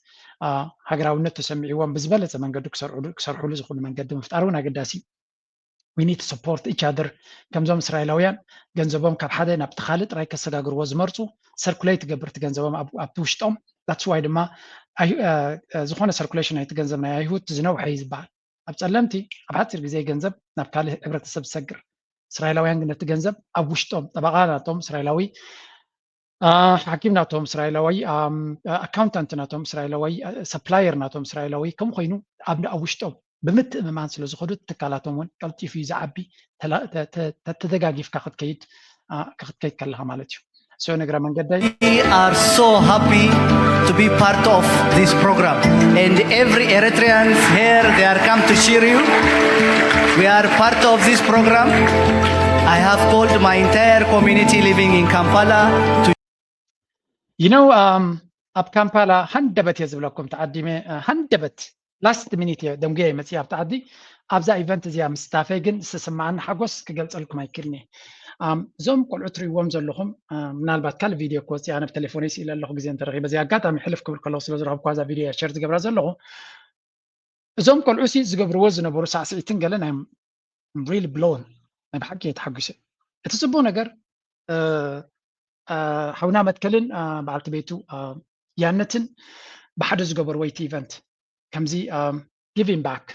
حنت عدسي سنة أنت قرت جرات الكاسي نابتوم أدل زي بلوم سبات بعق محاب أبي صراحيو نتي مثلنا إيرتراويان إيميجنا إيرتراويان أبي أوغندا أمرو لبنا أوغنداويان نمغيار أنا ما بزس رجعتات حق كان كساس كله دعم بزح سبي زي لبز عبدي جيب بخمز بزحي ما تكالات غير وزلون طريقة كان إكسم معي خليت خالي حبرة السب تنقع غيد لي قانو خلي يوم حماق سم مع مخلي سو إذا كيجات أما خلو سؤال كا جنزبر الرغيب كان جباها مخبات رايدة كوني أفتح حبرة السب you have to give back أفتح حبرة السب سي أكل ناتو مخانكا عنزاتات ناتون سجمات ناتون تمنجستك بس حزيك النجارات بعاق مخابنيش تعاق مخا نخر عرق زيت بس جنزب تبي كونه نمنجست خيتكا 5 كتبة تخليها بحمش لشحقن هز أنا تغيركا حزبي نتومس أنا تجبر زلوا زيارة دسبلو قلت عينت image building يزلوا تحدي أبتل على واي بوليتيكا أبتل على واي إيشلون أبتل على واي درجة نيتو تبع لوبي خجبر لك ناتكا أبكال رسيب زعبوك ساربي اتخالي دما نتي vulnerable تودي يزول كان حبرتسب بنيشتي كفالنا كتبا كتحجزخ تذكر كلها تتحتوي بس حزبي نزي يصبو نجار زري نزي يصبو زي نجار بمرأي إيرتراويان سي سراحي فترونا لو ترايدي كونسي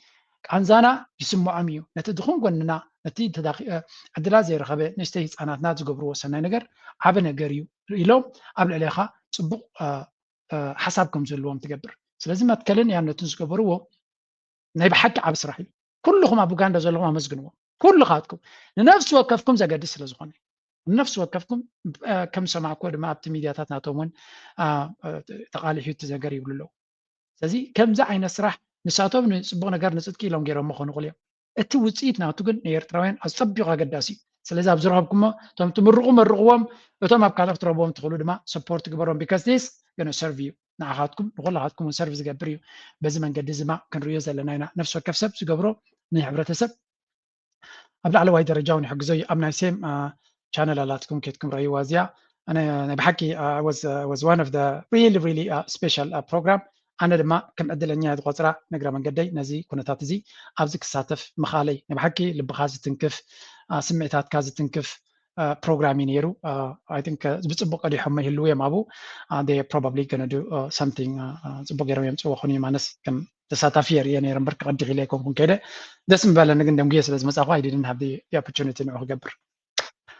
with that مزيا مدبي كودي لايك مقبار شير مقبار يتوق من حسابكم من أبتحتي قد فلكمي thank you نقول لهم صبوز قبروا متبعت حمقوا سوعد زيخ بالتلات بالبلدي بلوت عليك السويت عمت تلات بالبلدي بلوت بعدي راي زيخ بالتلات عليك بلوت تقع عليك